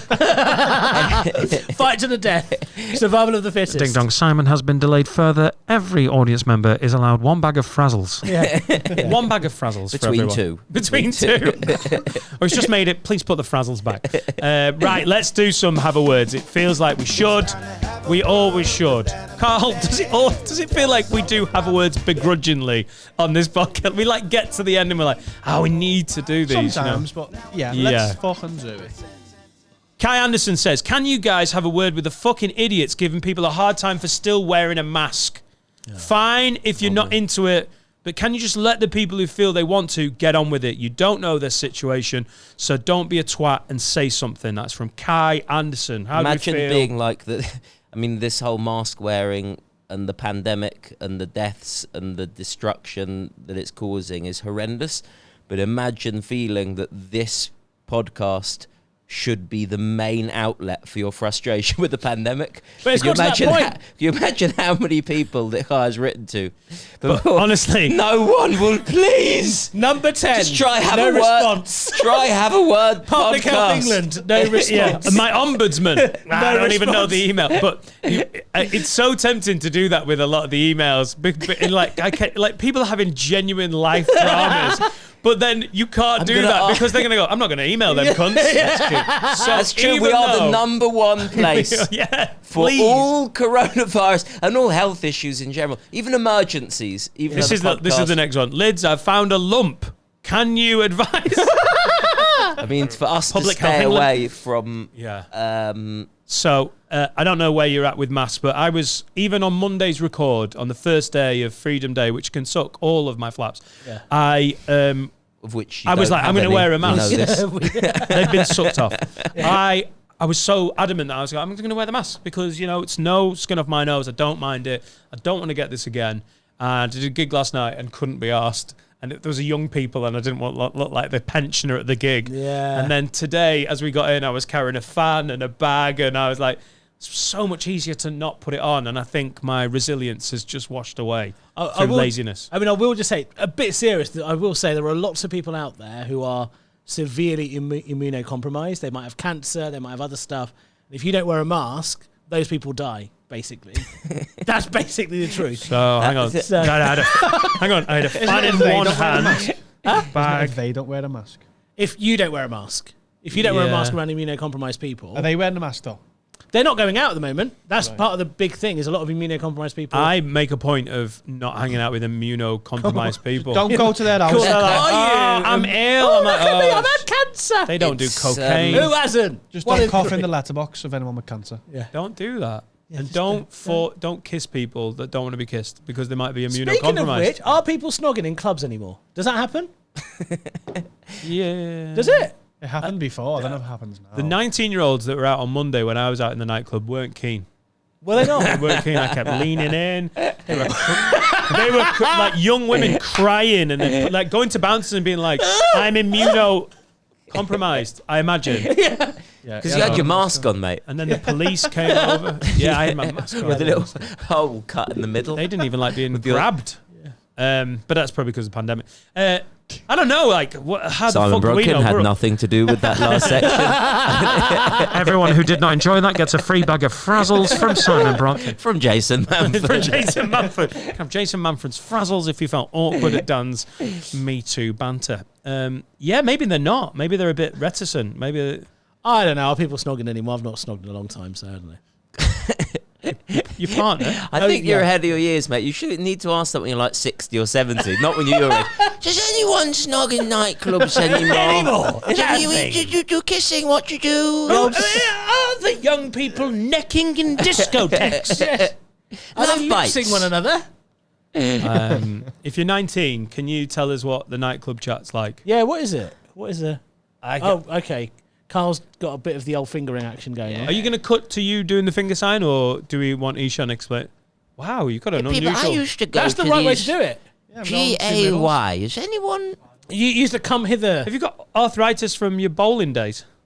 Let's come Do you mean hither. you go 2 middle? Oh, sorry. I saw middle. 3 fingers and I was like, you've hung out with some 2 weird middle and trying to ladies. get the last packet of crisps from the vending machine that's stuck. You haven't got 2 middle fingers. Well, technically. They do look unusual shapes, I have to say. I'm a doctor and I would be bleeping my consultant if you came in right. That is unusually spread Is and it? unusually, I'd say you've very Look at thick this. fingers. Wow, show the camera. I've got very thick fingers. Jesus. And thick. She'd be a big I mean- girl. Is that unusually spread, Simon? I would say there's some unusual spreading there. What about this? That's just fucked up. What do you mean? Yeah. I mean, they're bendy. There's 2 different directions. Yeah, you get thrown out of the crypts. West side. Fuck off. We're You'd not have that to- far west. In the sea. California swimming. Boom, ba-dum, boom. Right. So fucking stupid. This has been, even though Adam's not been here, reassuringly Stupid. daft. Yeah. One more? Yeah. One more. It's your call, Carl. Let's do one more. One more. Casey says, this one. Oh. Oh! He saved the best till last, Oh, baby. this one got me a little bit fucking revved up. Casey says, Here we go. Morning, Lids. Can you have a word with my boyfriend who is refusing to get a bit rough with me in the bedroom? Oh. I don't want to get battered or anything. I just want him to be a bit more forceful. Slap my ass, pin me down. Right. Little bit, this is my favourite sentence. Little bit of a strangle mid-shag. Nothing too... Nothing, not clap in. Like she's autistic. You do- Little bit of a strangle mid-shag. Nothing too heavy. I know he loves me and everything, and he's a lovely guy. But sometimes a girl wants to get a good seeing too. This definitely sounds like Keep a up the genuine good woman work. writing in, because Love what if you there's do. one thing that women are struggling with, it's for men to be a little bit aggressive toward them during sex. It's the one area you hear from countless women. Can he just be a bit more aggressive? This is a minefield, though. Simon, this was the wrong time in the pod to take a moral stance. if you are trying I will to take it. if you're trying to put a woke fucking cherry on this rotten cherry bakewell, I reject you, sir. Actually, I reject this. Actually, Can I just say, guys, the last 90 minutes has been an infringement on me, on all I stand for. So As I'm a just doctor. I was questioning its validity. okay, yeah. Casey sounds like a woman's name. I don't know what. I don't know. I think you've just got to take it as read. I mean, if someone is having a bit of fun with us. Okay, you're right. I just did. I mean, but there's she's- sometimes we get emails where I think people are trying to have a go at other people. So I vet some of these. Yeah. But there is an element of good faith about it. Okay, but let's do that. I can sniff out there's ones where you're like, we had these 2 mates trying to get us to fuck with each other. And they basically tried to do the similar email within about 5 days of each other. You were like, guys, I think you might have discussed this banter. And you've both had the same shit idea. Yeah. And it shows. But on a lot of these, I'm like, Have just got to sort Have of you got an take- email from someone saying, my girlfriend wants me to strangle her during sex and I don't know what to do? I think this is legit. Right. I think This it's is a legit. legit thing anyway. This is also, like, this is tricky. This is tricky. Yes. Hello? So let me give you my full attention. You just shagged the fella. You Order. You I've got two things to tell you on this. and not another Asbo. No. So one of them, I don't know if I've told you the BDSM story, have I? No. Oh dear. Right. So Sam, are you all right with this? Because I know this could be contentious for you. And I cannot see what can go wrong. Right. 3 blokes Right. discussing why women need to be treated rougher. Off you go. I've got a I lot. go. Basically, met this girl at a leaving do. We exchanged numbers. I wasn't working in the bank at the time, and we were both quite busy, but we were texting one another, and the text became quite sexual. And the sexual was BDSM. She was into, like, spikes and like really serious BDSM stuff. To running. She was. Spikes. Legion of Doom. Yeah. Arm Yeah. Off the top rope! Right? So I'm not really into BDSM. It's not my thing. So I was Googling stuff and WhatsApping her. Then Holy shit. I would have What did loved you to look see up? you dressed as a banker after work, tie, first few buttons undone. Young Ishan going, BDSM chat. BDSM I'm going to put this in a WhatsApp chat. spreadsheet so I've got all the information. Okay, so which Green level, amber level. An amber spank. Babe, do you want an amber spank? So then we met up 2 weeks later and started talking about the messages that we'd sent one another. And she started saying, I'm getting quite turned on. Like, keep talking. This is really hot. did you Google that? Hang on. Hang on. Let me just let Google talk to So you. it was a bit like that because I was like, what did I say to her? Let me try and remember all the stuff. So we had like, just in talking, nipple clamps and paddles and all sorts, right? You're getting me moist right now. Right. My flaps have grown back. Right. So we're going there. She's like, I think she brought like a little bullet with her or something. So she turned the bullet on. Yeah. So she's like, keep going, I'm going to come. Yeah. What else are Was you she gonna saying it do? like that? Yeah. Not quite, right? And then I went, and then I'm going to headbutt you. All right, Zinedine. She got up, blocked me and left. I don't expect her. How many relationships have you had ended with your penis inside a woman? Like, Hang on, was this on the phone? No, this was in person. In sex? On top of Temple Station, Right. overlooking the Thames, just talking. Okay. But you'd revving her up. Yeah, and Did you she say turned she her bullet blocked you on. before she left? Huh? She blocked you before she left. She got up and she goes, headbutt, that's so violent. I'm like, I don't know. You said. So you said you wanted to headbutt her. Yeah, at the end. You moron. Right, but I didn't know what to say. So what is it? I Sort mean, of, and then I'm gonna pin you down. Yeah, I'm going to pin you and down. then I'm and gonna then I've spank got you my because you've been hands naughty. around- yeah, I've got my and hands then I'm around gonna your neck. smack and your I'm head gonna in. smack you with these. And then I'm gonna These break your spikes. fucking and then, leg. And then your ass is red because I'm spanking you with the paddle so Yeah, fucking yeah, yeah. hard. She's like, oh yeah, what are you going to do? What are you going to do? Then I'm going to headbutt you. Then I'm gonna slide tackle you Amazing. and break your cruciate ligament. Amazing. I'm gonna tackle you up. so hard you're I'm not gonna gonna be put available for the international shit out of you. selection. Yeah. 6 months out. Wow. Women don't want that because they love playing at Don't the Euros. headbutt your girlfriend. Don't threaten to.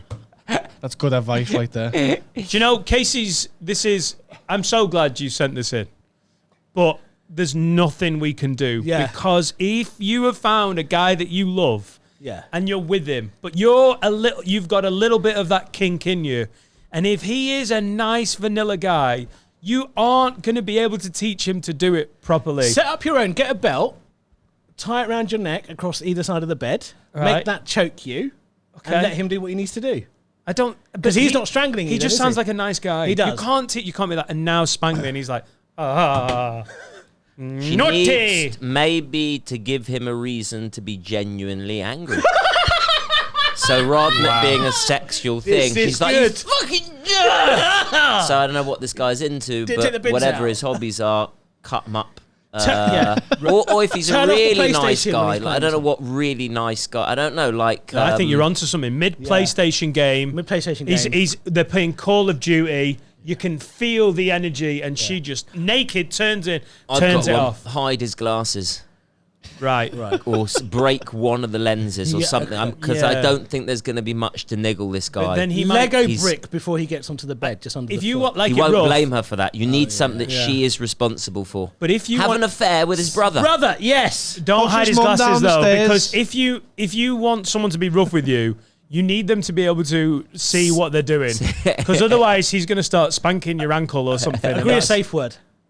Right. Allahu Akbar is normally quite good. I find that really offensive. What did you say? Kill his mum, Carl. Push his mum down the stairs. Push his mum down the stairs. That'll piss him That'll off. get him horny. That'll piss him off. Oh, So if I hear someone shouting, Allahu Akbar. Yeah, it's just that a normally is it's a someone sexual said thing. that's okay. Yeah. And then an explosion. yeah. So the Yeah, get really rough. Blow up Junction 15 on the M6. Yeah, on the A50 at Stoke. That was just a sex game gone wrong. the car blew up. I mean, you know you've come hard when there's a Citroen Saxo. Just ashen. we're now getting into good excuses as to why you didn't get to the gig. Yeah. I broke my partner's leg on ejaculation. Right, this has descended exactly how it should. Simon, it's been a fucking pleasure having you on. It's You been were a joy to be absolutely here. worth the wait. I'm glad you put up with one of the hottest days in British history to get to us. So we can get you at simonbrodkin.com. simonbrodkin.com. Tickets, Troublemaker Tour. Come, please. Ishan, thank you. Pleasure. Absolute pleasure. You've been amazing. It's not easy doing the thing that you do with Adam Rowe. We've done it so much in a year and a half. I was a little bit wary, but Ishan's made it so easy. So thank you to Ishan. My pleasure. As ever, And you, Dan. Thank you for making me feel welcome. Thank you for making We me spent the feel last welcome. 5 minutes just licking each other's asses. Dan, you were fucking unbelievable. You were so funny. You were great, Dan. Your little Ishan. throwaway bits. And what about the produce team? Can I just say? No, fuck Steve. Yes, we can bully Steve now, not Finn. If you want more of this bullshit, Can I just pull up? I said licking each other's asses. It's kissing each other's. I went No, one we can step. lick. Is licking? Yeah, is if that you an want lick. expression? Yeah, we've done To it now. lick your. lick Yeah, no, ass. that's okay. Yeah, Bump- yeah, bump yeah, lick. I was so worried. Brown I was nosing. Jesus, not today though. Let's wait for midwinter. And If you want Social more of this distancing. bullshit, yeah, that's really against social. wear a mask. That's what the 19-years are doing in nightclubs. They're No, in licking social each- distancing, I you still- need to end the podcast. Okay. I have tit tears. He has to go to Halifax. We are not beating ejaculation Alu Akbar. can lick Sign an up arse at... Shut the fuck up. New Adam. Sign up at patreon.com/haveawordpod for more of this nonsense. We love you guys. That's been an amazing one. Thank you for watching. Adam, get well, lid. Khudafis. Allahu Akbar. Go ahead.